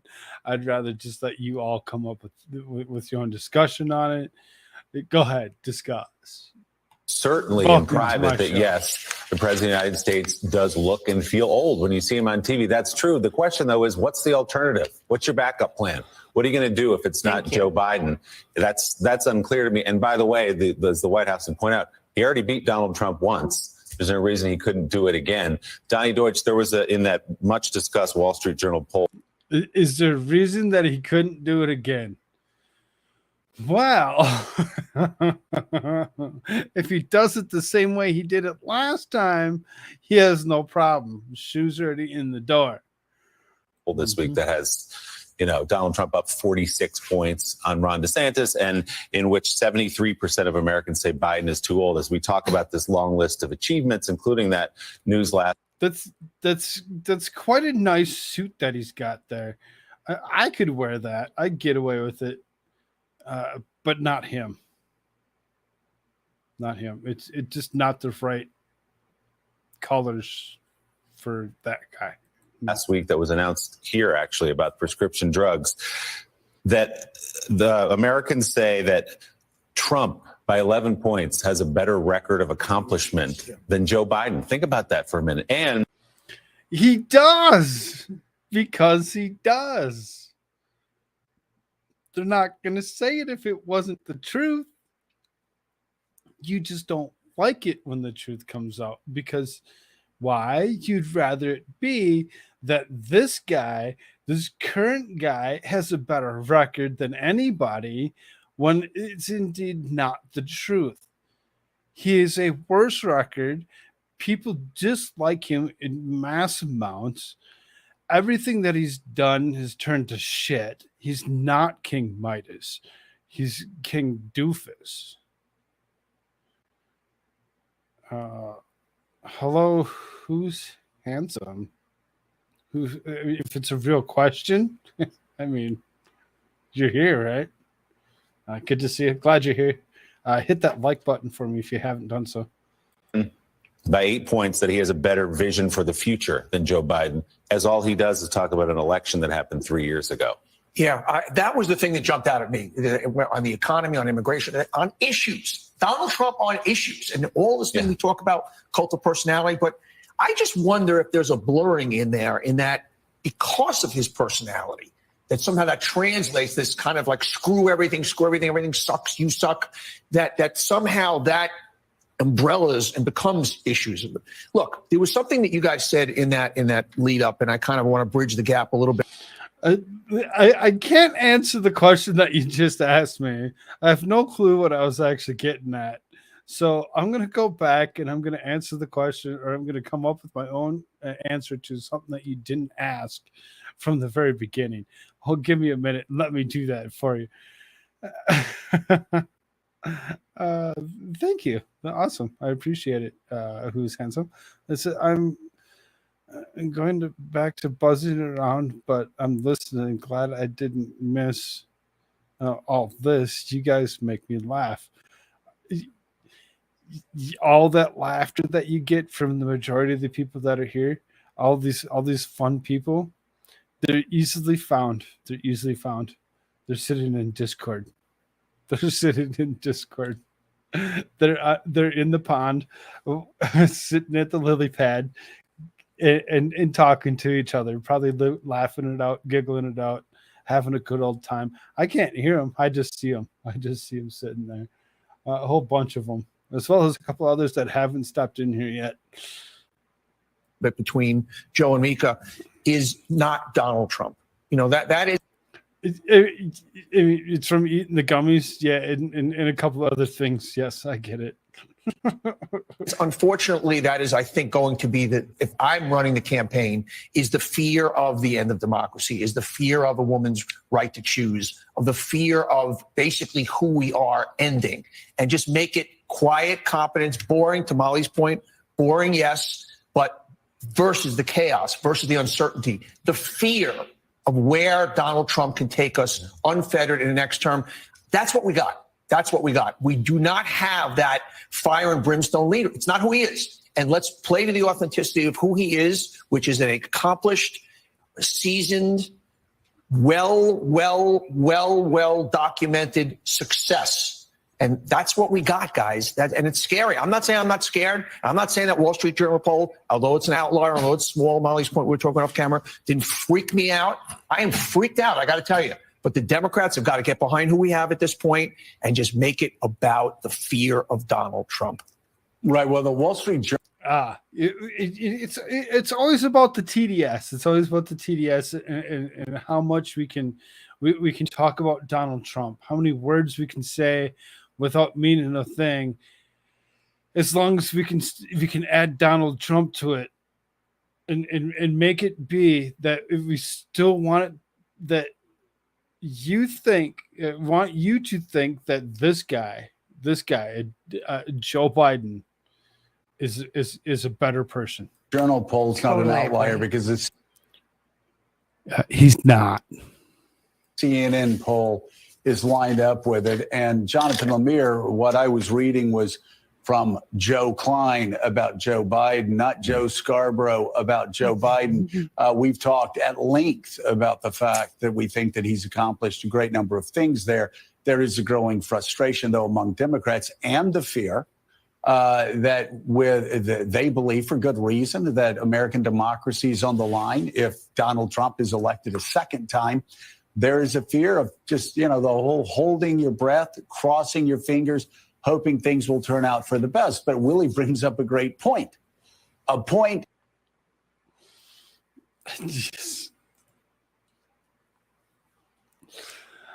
These guys at MSNBC are dumb as fuck,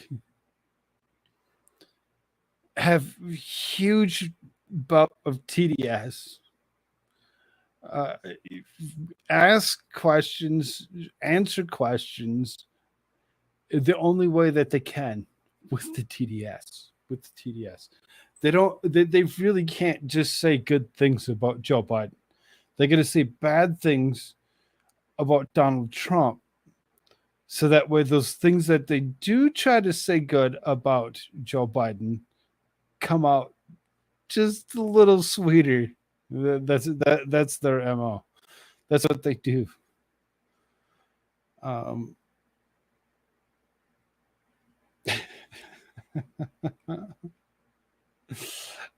think Clumsy came up with a new name. It might just stick. It might just stick. Sorry, Climax.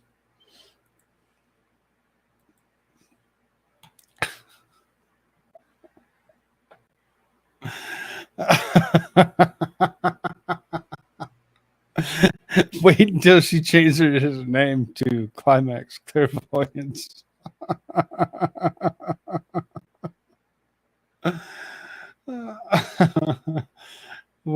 Just wait until she does it. So, as we talk about TDS and TV personalities having issues with TDS, let's go watch The View for 5 minutes. What it looks like needs to be, are they capable of doing the job? Less about the number of the age. Yeah. So for me, I've criticized Dianne Feinstein. She represents the most populous state in the country. I do think because she's shown she at times didn't know she was out of the Senate. She didn't know what she was voting on.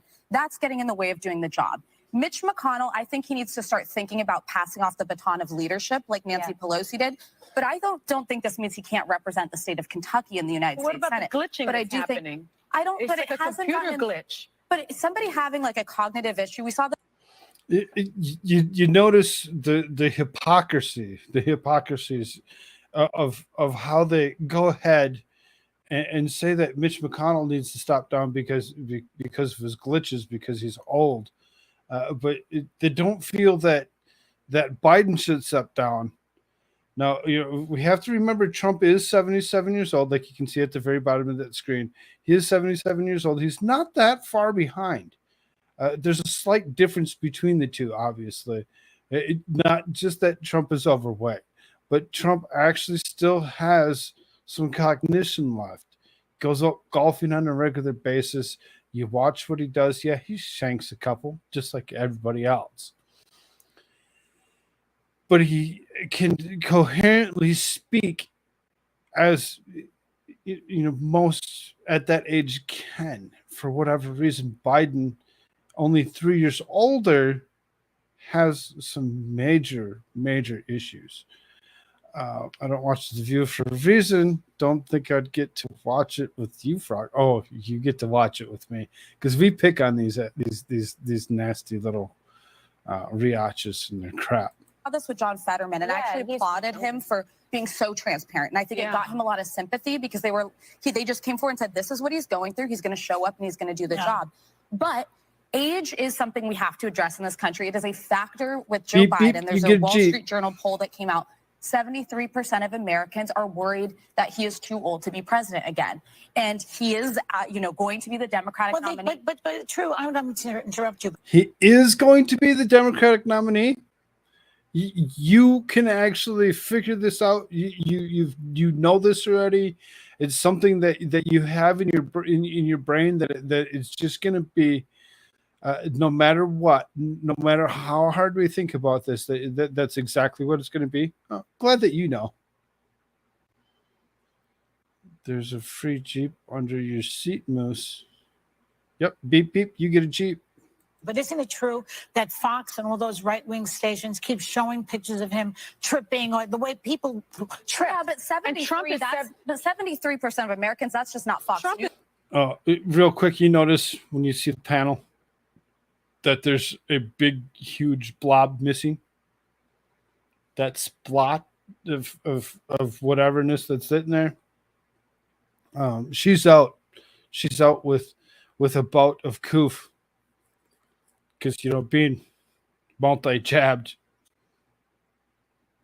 no big deal. No big deal. Just a few comorbidities. She'll be okay. Mm-hmm. That's a lot of Democrats. And he's over. I know. I hate The View, too. I'm with you. And he's only 3 years younger than Biden. Well, and I think both is an issue. The biggest voting bloc going into this election will be Gen Zers and millennials. And our generation feels underrepresented by two, frankly, people, octogenarians are soon to be running to run the country. Look, I'm. So I like how she tries lumping Trump in as being an octogenarian. He's not quite there yet. He's got 3 more years before he's technically an octogenarian. It could be interesting to see that if that was the case, of him being an octogenarian and being president yet one more time, it would be interesting. But he's not quite there yet. He's only 77. Quit trying to give him those years that he doesn't and hasn't lived yet. I've never understood why people focus so much on Joe Biden's age. He is in very good physical shape. He exercises regularly. He actually eats a vegetable or two on a daily basis. Does he? A vegetable or two? Mm-hmm. I'm sure that's what he's eating a couple times a day. Not the ice cream. Not the ice cream. The vegetables. Yes, the vegetables. Mm-hmm. And he in tip-top shape. Yep. Because he exercises, unlike you. Okay. And, he is in far better shape because I've actually eaten with him. Oh, Oh, you've eaten with him. Uh-huh. Uh-huh.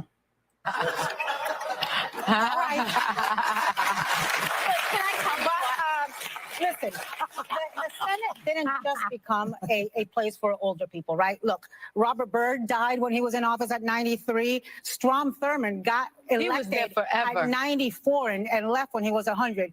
And what I don't like that Nikki Haley's doing is conflating term limits with competency tests. I think they are two very different things. In Florida, they instituted term limits. I don't like them because I think a lot of people with institutional memory, with knowledge of how to get things passed, with experience, with wisdom, have been forced out. And instead, they've been replaced by a bunch of young idiots. Right. But and we know what Oh, yeah, young idiots. Yes, there you go.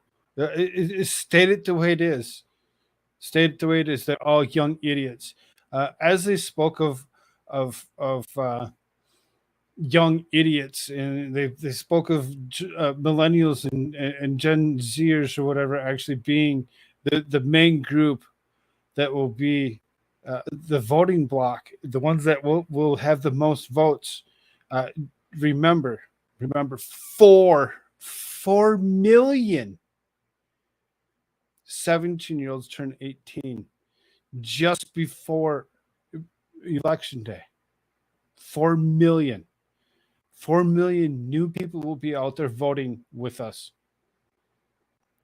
If you seriously want to know, make sure that you pay attention to who's around, who's 17, who's getting ready to turn 18, who's going to be walking into those voting booths, how intelligent they really are when it comes down to it. Because if they have no clue what they're talking about and they're just going to go in there to vote because they want to vote, they're like, oh, so I get to vote because I'm 18. Do you know why you're voting? Do you know who you're voting for? And it doesn't just matter that those 4 million know. It also matters about everybody else that's of voting age to be educated in voting. But I also think that it's important that we take a look at Nancy Pelosi, who you mentioned. She's 83. She's older than McConnell, and she's got all her wits. Look at and she's got all her wits. Are you sure she's got all her wits? I don't think she has all her wits. I think she's kind of missing a couple of those wits that you speak of. There's a meme going around of Mick Jagger next to Mitch McConnell. 81. Mick Jagger is 80 years old, and as the meme says, there is something to be said for a life of sex, drugs, and rock and roll. There is. There is. Probably didn't do it. But here's why Joe Biden's age matters, because when we should get into sex, drugs, and rock and roll if we want to be 80 and well fit. You hear that? You hear that, everybody? As long as you're into sex, drugs, and rock and roll, you'll be physically fit at the age of 80. They said it. They said it right here. We all heard it. We all heard it. We're talking about 73% of Americans. That's not just Republicans. It's a lot of Democrats. And we have to be able to talk about age in this country without it just being this is ageism. Here, the fact is that 78 years old is the average lifespan of a male in this country. So for most of us, we didn't see our grandfathers actually live to 81. It is hard to think about whether it's Joe Biden or Donald Trump. And I'm glad you did. But let me just finish real quick. Let me just finish real quick. Whether it's Joe Biden or Donald Trump, they are living past what a lot of people have seen. And they say this is the most stressful job on the planet. This is the commander in chief, the leader of the free world. We saw the Obama before and after pictures. Him too. I have been in those meetings. It's not going to age Joe Biden anymore because he's already aged. He's already aged. So we don't have to worry about him going white. And again, biological versus chronological. My grandmothers lived well into their 80s, and I got to tell you, they used to call me and tell me off about stuff that I said on this show. They were Let me just finish real quick. Exactly. If they're wrong about everything else, are you going to trust them for anything? Nah, Nah, we're just here to pick on him. 80 and 81. And I see what you're saying in the sense that I've watched them change and they're healthy and robust. And I'm always so grateful to have them every day. But I don't think either of them would take on a job. Well, like that's the thing. You could continue to live a super full life through your 90s. I don't necessarily think you should be the leader of the free world. And by the way, if you are going to run as the oldest president, you need to have a vice president who's seen as the most ready vice president to assume office on day one. Kamala's ready. Something happen. Kamala's ready. Yeah, right. Sure she is. Sure she is. I doubt it. I doubt it. It's going to be the worst year of our lives next year as she actually takes office. Oh, I shouldn't assume that. Joe Biden always says, compare me to the alternative, not to the almighty. But and yes, okay, but yes, he's old, but the alternative is indicted, criminal, insane. Indicted criminal, insane. You see who's insane? Look at her face. She's showing you right now who's the insane. Who's the insane to actually believe that all the shit that they've thrust forward, all the bullshit, was true. That's insane. Evil, indecent, immoral. Doesn't America deserve better than two options? Well, apparently not. Americans don't want. Apparently not, because the Republican Party is supporting him overwhelmingly. So I'm a little tired of you youngins talking about. I mean, I keep saying this. I am the same age as Joe Biden. Yes.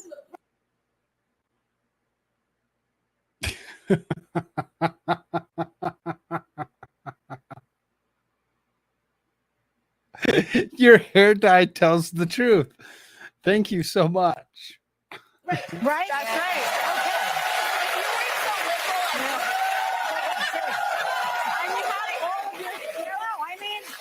What does it mean? It doesn't mean go tour with Mick Jagger. I want to see Mitch McConnell saying, I don't get no satisfaction. We'll be right back. I don't want to hear her ever again say that she doesn't get no satisfaction. I don't. It's a big no for me, dog. What day is today? Wednesday. Okay. I have a lot of articles left and we're already 2 hours in. I'm going to start closing some of these that I'm not going to cover tonight. I think we kind of understand about some of the impeachment stuff that's moving forward through the House, aimed at Joe Biden for what it is. There's some of these I'll keep for tomorrow to see if I can create a show from it. I do want to listen to Donna Brazil about Donald Trump being indicted. I do. So we're going to skip to this one.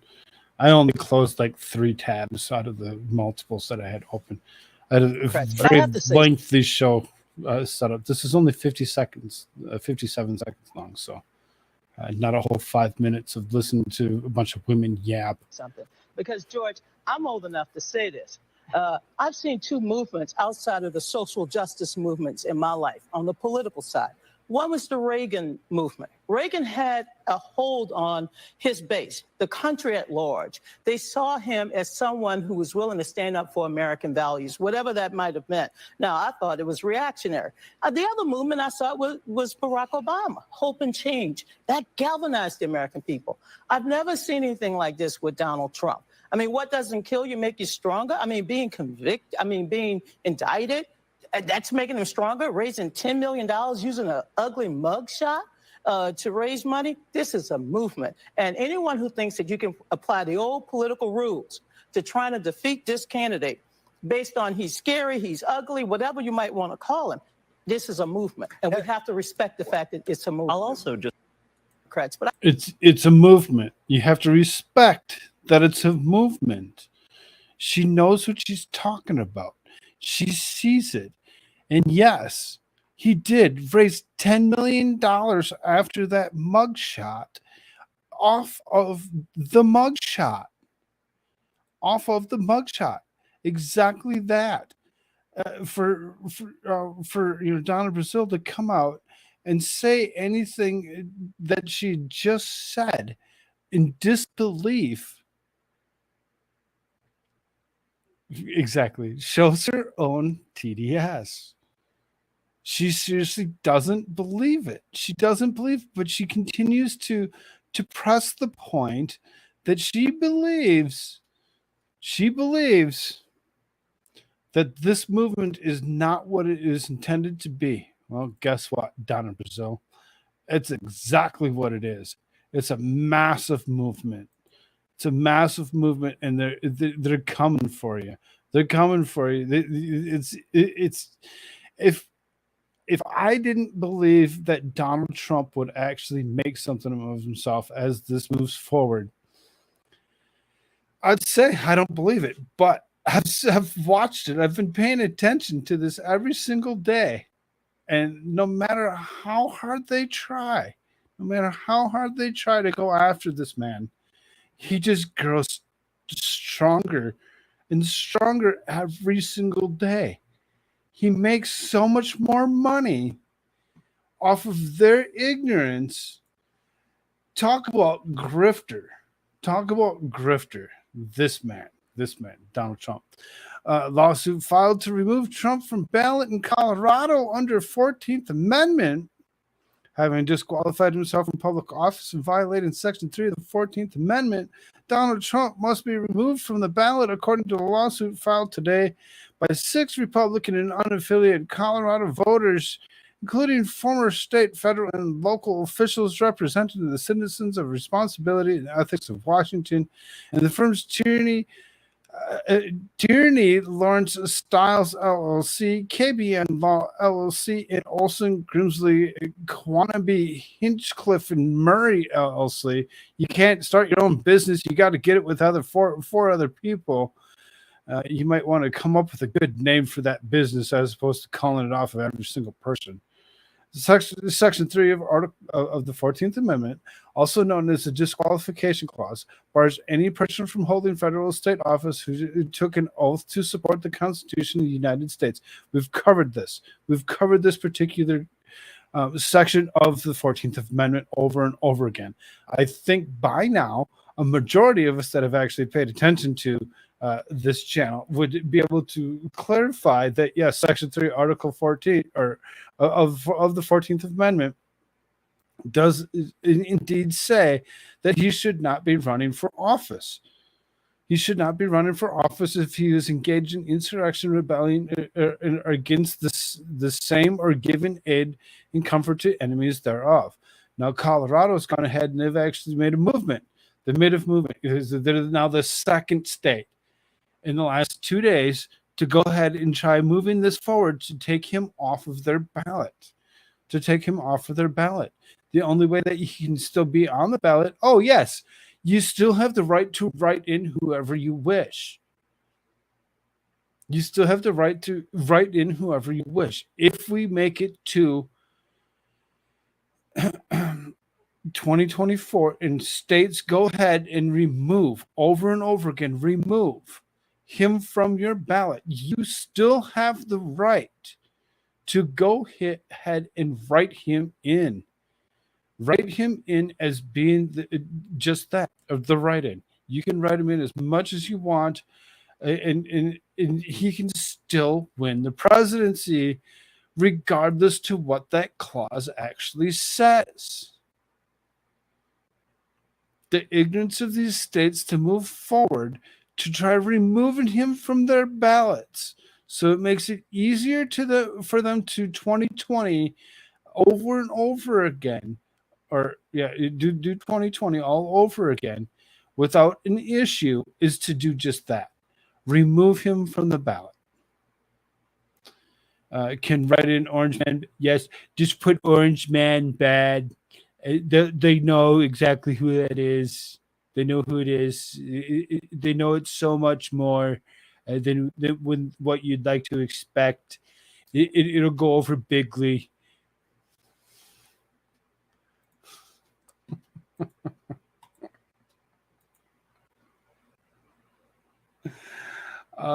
Anybody that hasn't been paying attention, Proud Boys leader Enrique Tarrio is sentenced to 22 years.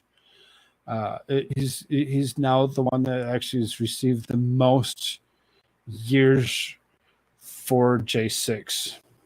I think that's been covered by a couple people in depth. For me to cover it, I don't think I would do it the service that it deserves.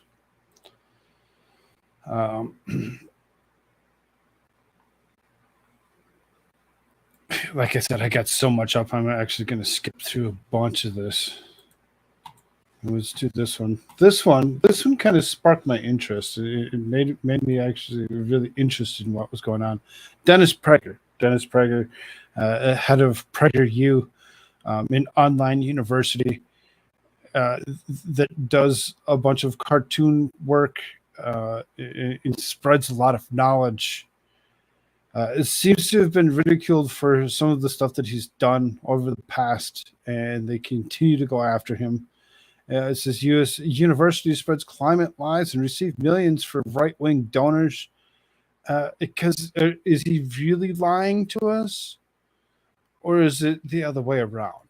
Is it the other way around, that you're lying to us about what he really is and what kind of information he's really spreading?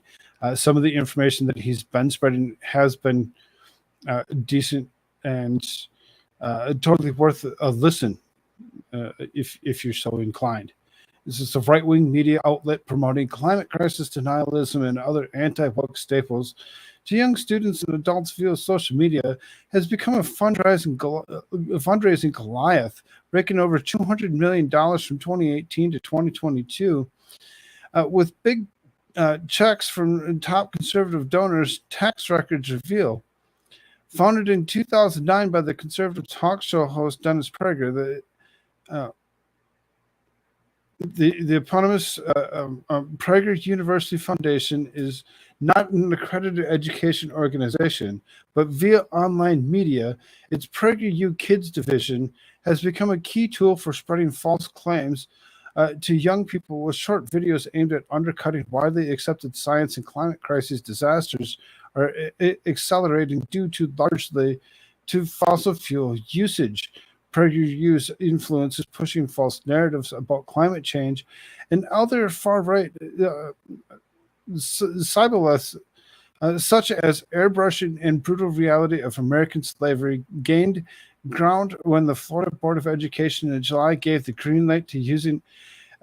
And Florida was wrong. Apparently.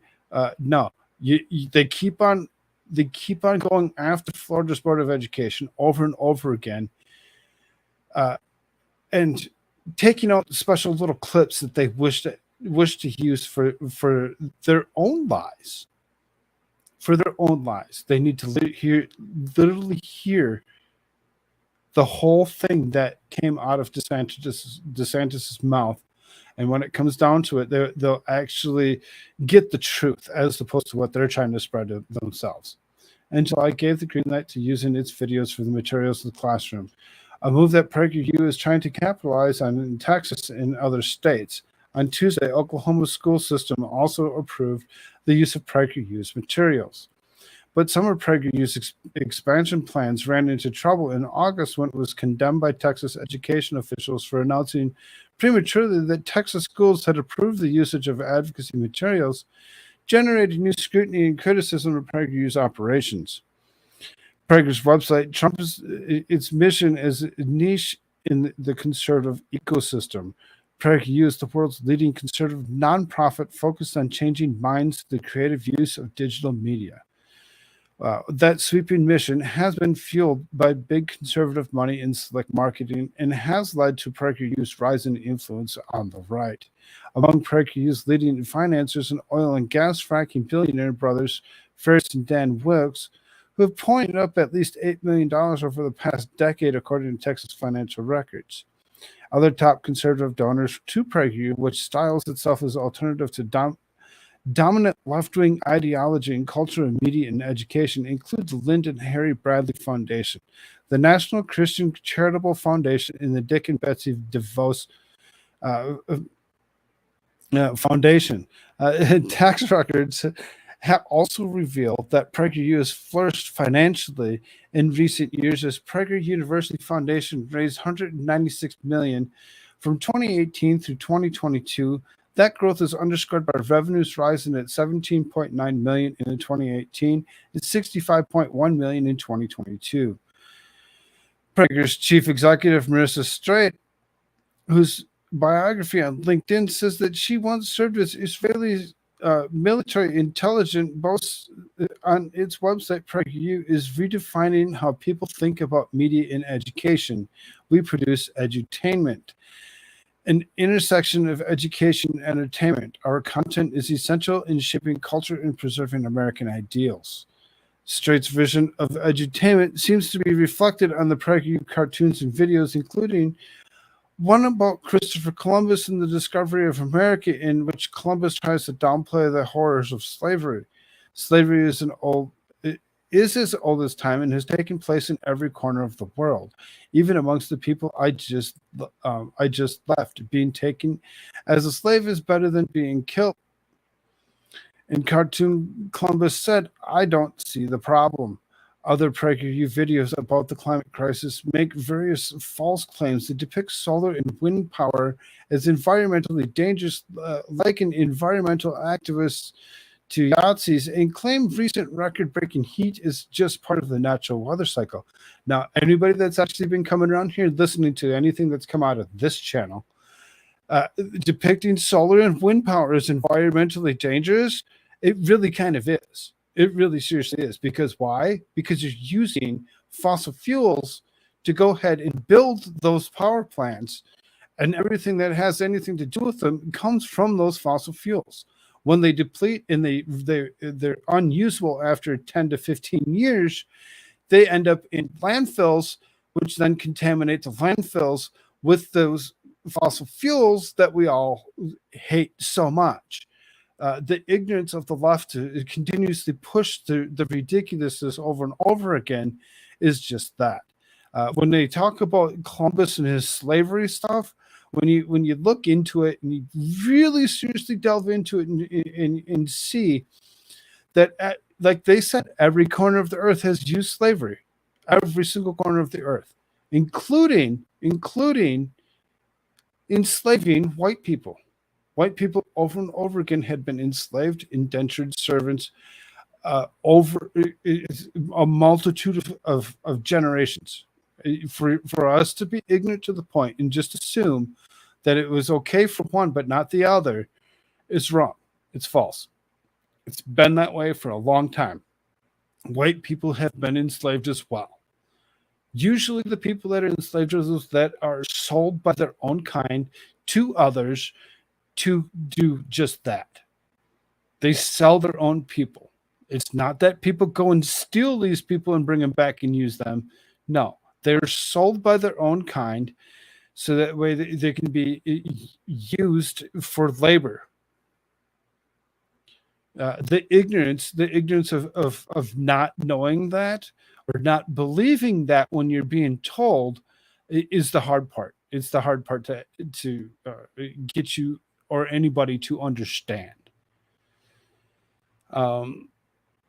Likening environmental activists to Nazis, I mean, that might be a little far. It might be a little far. I mean, when it comes down to it, we see where those Nazis really seriously are, and where the likeness of the Christian Catholic conservative Putin fighting off Azov battalion Nazis, it's like it doesn't happen. Stop it. But the edutainment being peddled in PragerU has drawn widespread criticism from academic experts and watchdog groups who fault its videos and teaching materials for children in climate crisis, slavery, and other issues as erroneous, the unworthy of state approval for classroom usage. But yes, we should totally teach CRT. Yes, let's do that. Let's do that. Let's teach CRT all we really want, and look at anything that comes from the other side as being ignorant. When you yourself are the ones that are being ignorant and refuse to pick up a book from the other side to see what it's about. I've read books from both sides, and that's why I say all of it. Read all of it. Read anything and everything you possibly can. If you don't believe that it's true, you have the right to your beliefs.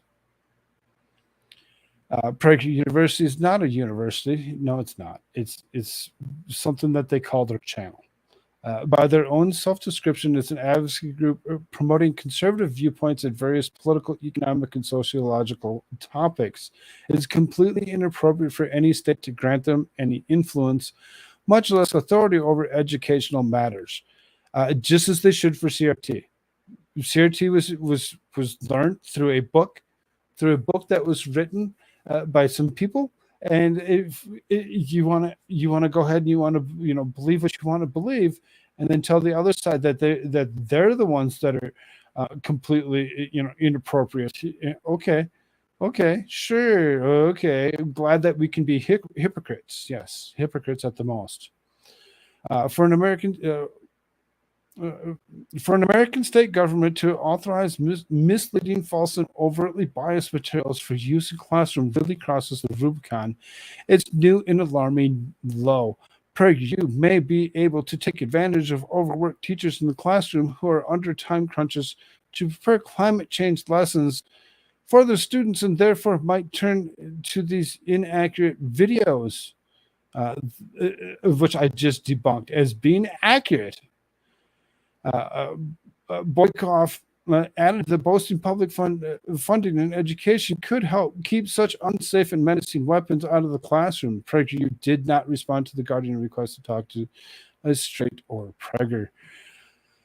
Dennis Prager, he is a very busy businessman, and as far as that goes, you can't force somebody to do something that you don't wish. If he doesn't want to answer you because he just doesn't have the time to, I'd give him some time. Glad that we could go through this leftist article for what it is.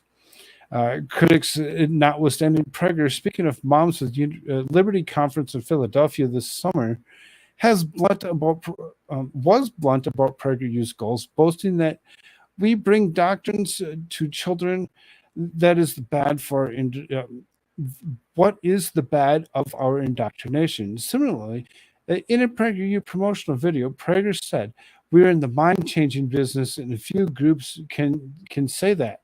Yes, very few groups can actually change your mind, can change your opinion about something. It's usually individuals. Usually individuals, as they speak about things that they believe in, and read things and show you exactly where they're wrong. That it would actually jog your mind just for a minute to think about what is actually going on. It usually doesn't take a whole group. A whole group would be inundation, and it would be hard for most to actually take. Now, I've listened to PragerU. I've listened to a lot of things come out of PragerU. Before I just started a channel of my own, I listened to a bunch of it because why? They were pushing things that I was, interested in. We live in the gayest timeline. What's up, Tranny Fluid? Good to see you. Yeah, we do. Jandina, what's up, dude? Frogapop, it's almost midnight. You really work a lot and have been trying to get, aka friends, to sub to your channel. My neighbor is a Trump supporter as well and knows Bruce Springsteen. Oh, that's awesome. That's awesome. Yeah. I can always use more and more subs. Like buttons are usually helpful to actually get stuff out. Sharing things to places that you like to share them, to get them to view them is one of the easiest ways to do almost anything. Koolfrogg, the boy is doing fine. Great show tonight. Thank you, Suzanne. I'm glad that you're enjoying yourself. Move on here a little bit. So then, similarly, the PragerU promotional video, Prager said, "We're in the mind-changing business. Few groups can say that." PragerU annual reports tout it's successful in spreading conservative doctrines to young people and adults, according to most recent annual report. PragerU Edutainment videos scored more than 1.2 billion views in 2022 and over 7 billion since the launch in 2009. Until recently, PragerU content and its fight against what it labels as woke agenda depended mainly on Facebook and YouTube. But that is poised to expand with PragerU's access to Florida classrooms and other states potentially opening their classrooms too. To keep growing in audience and operations, PragerU's website showcases several ambitious fundraising programs. In September, PragerU is hosting Founders Retreat in Nashville that seems geared at wooing more checks from major donors who give at least $100,000 a year. The event is slated to be an exclusive 3-day experience with the innermost circle of supporters and will feature Dennis Prager and the conservative Daily Wire's editor-in-chief Ben Shapiro and the Daily Wire personalities. The event is open to donor club members and founders levels. Like PragerU, the Daily Wire is benefited mightily from billionaire and evangelical preacher Ferris Wilks, who gave it $4.7 million in 2015 to launch its operations. Wilks remains a co-owner. PragerU's fundraising and marketing success is spreading its climate crisis denialism and other misinformation is alarming watchdog groups. PragerU plays a significant role spreading well-packaged propaganda about numerous issues, including attacks on efforts to mitigate climate change, through promoting the disinformation peddled by notorious climate change deniers and more. It has always targeted younger adults, but in recent years, it has added a massive program targeting children with its slick and deceptive videos. The danger of Prager climate misinformation is how quickly it can spread in this era where a lot of people, including children, are being trained not to trust media sources or scientists. Why do you think we don't trust media sources or scientists? Because you tell us ignorant things. Each and every single channel says the same exact thing over and over again. Your sources. And when scientists come up with 98% agree, don't think that's true. I don't think that's true. When 98% agree, that means that you had 2% that disagreed with you and you didn't come up with the truth. That would be the school says curriculum is even scarier. The Prager YouTube library's climate change features is who's who the career climate deniers and discredited is contrarians. These folks will never admit they are wrong and never change their minds no matter the weight of this scientific evidence. Davies added, Prager climate disinformation is dangerously out of step with the reality. It is being disseminated just as the global consensus of the climate crisis grows stronger as extreme weather events seemingly try to outdo each other. Yes, all those wildfires that were lit by arsonists. Yes, those ones. Mm-hmm. Climate. It's all about the climate for sure. Mm-hmm.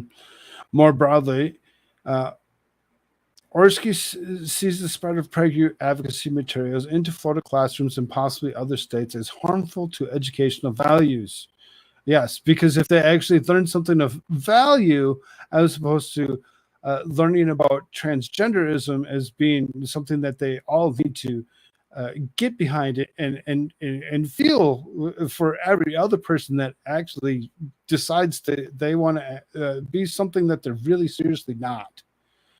Every student is a basic right to an education that as much as possible is truthful and as much as humanely possible objective. This is the opposite. Yes, everything that you just spread here is the opposite of the truth. And thank you for finally realizing how ignorant you were by the time you got to the end of the article. Thank you so much for trying to slam something that is actually decent and has great content. If you haven't listened to PragerU, I'd totally say check it out. Check it out because you might just find yourself interested in how easily they spread the point in cartoon. Frogger Pop, earlier we talked about milk prices, so we did not get the cow. Now 10 chicklets in a rooster. So I guess everybody in my neighborhood is gonna wake up early. Oh, you got the rooster. You'd never really need a rooster. When it comes down to it, one of the chickens will involve itself in it will give a lower cackle at the sun as it rises. But have fun with the rooster. That sounds like fun. I'd love to actually disturb my neighborhood with a rooster every morning. That'd be so much fun.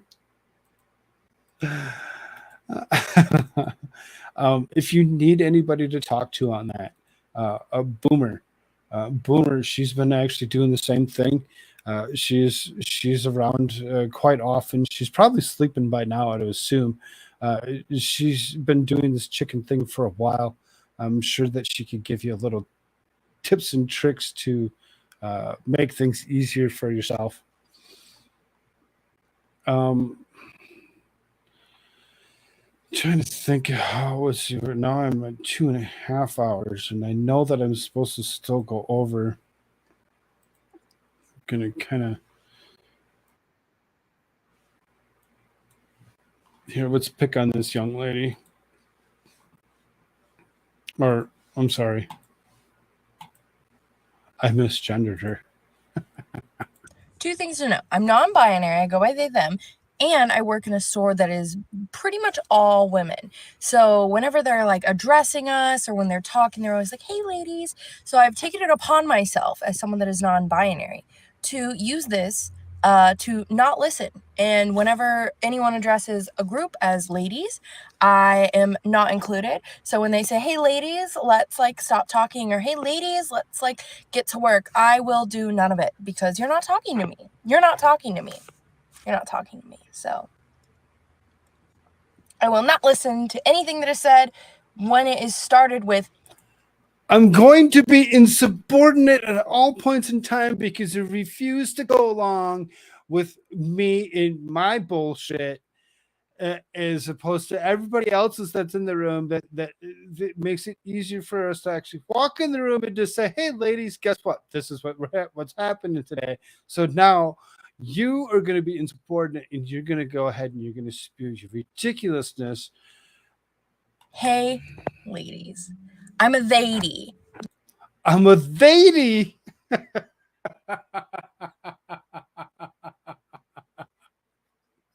I'm a lady.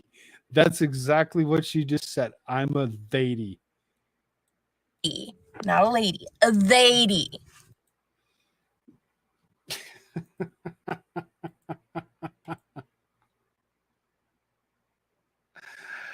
That's the kind of stuff I'm talking about. Really?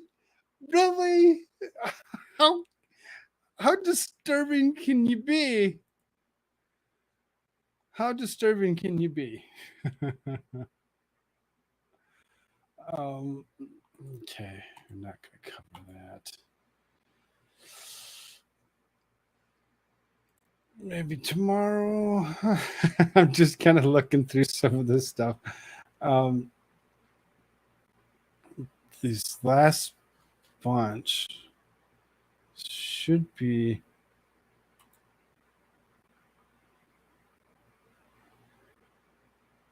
that one's out of order. All right. This one should be easy to do without showing video. Just a couple of news articles here real quick. This one's out of Canada. It says, man given house arrest after impregnating intellectual disabled daughter after judge considers systemic racism in sentencing. If you think that that's just here in the United States that there's a problem, you're gratefully wrong. You're wrong. It's everywhere. It's spreading. It's spreading. The ignorance is spreading to more and more places. And for this man to impregnate his own disabled daughter to get a reduced sentence of house arrest. The case of race-based sentencing that Canada is promoting outrage of a man who impregnated an intellectually disabled daughter has given house arrest instead of jail time after the judge considered his systemic and background experience as an African Nova Scotian. Who the fuck do you think you are? Disgusting. Disgusting. Not that this young lady had already had some issues as being disabled. You just got away with incest. That make you feel good? Disgusting. Freaking pervert. So then, speaking of disgusting, this is Walla. I will kill you. Spurned Algerian migrant jailed for storming ex-girlfriend's home and stabbing her friend. The Algerian migrant has stabbed a Swedish ex-girlfriend's male friend. Oh, let's zoom in here a little bit. Let's see if we can.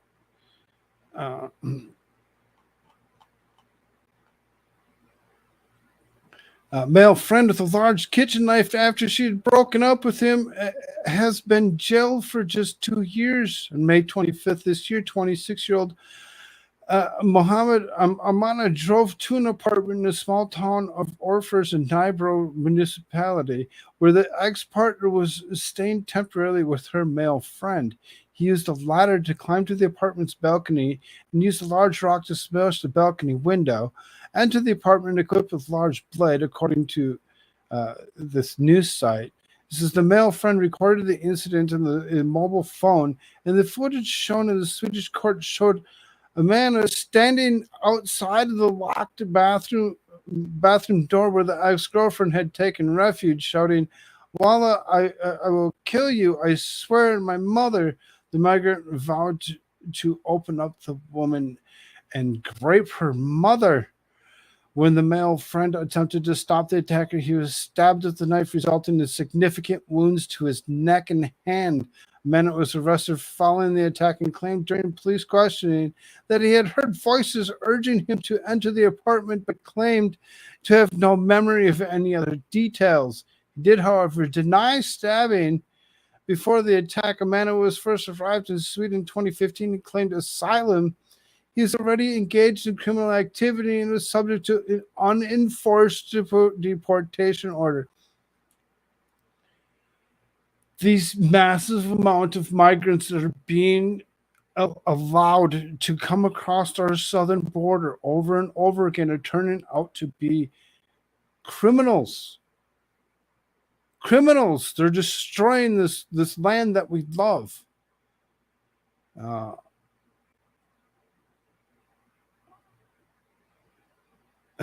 No more made up damn pronouns.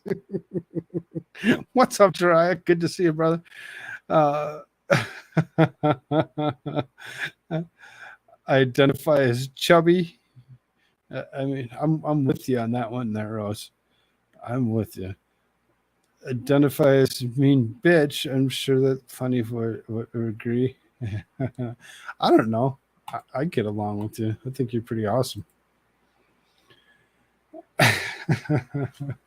Horrifying moment. Passengers pushed into the sea to his death by ferry crew when he tried to leap on a departing vessel at Greek port. We can't really show the video, but you can kind of see that there's sitting there docked. They're sitting there docked, and this man tries to jump in. They pushed him. They pushed him into the water, and as the force of this boat's moving against this dock, he gets unalived. He gets unalived by the amount of water in the forcing him up against the wall.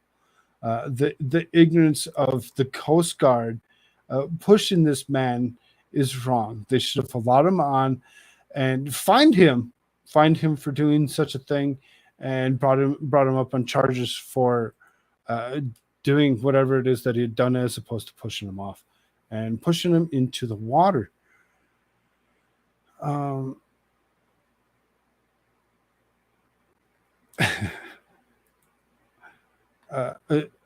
asteroid as big as a house is scheduled to pass Earth on Wednesday. Oh, that was today.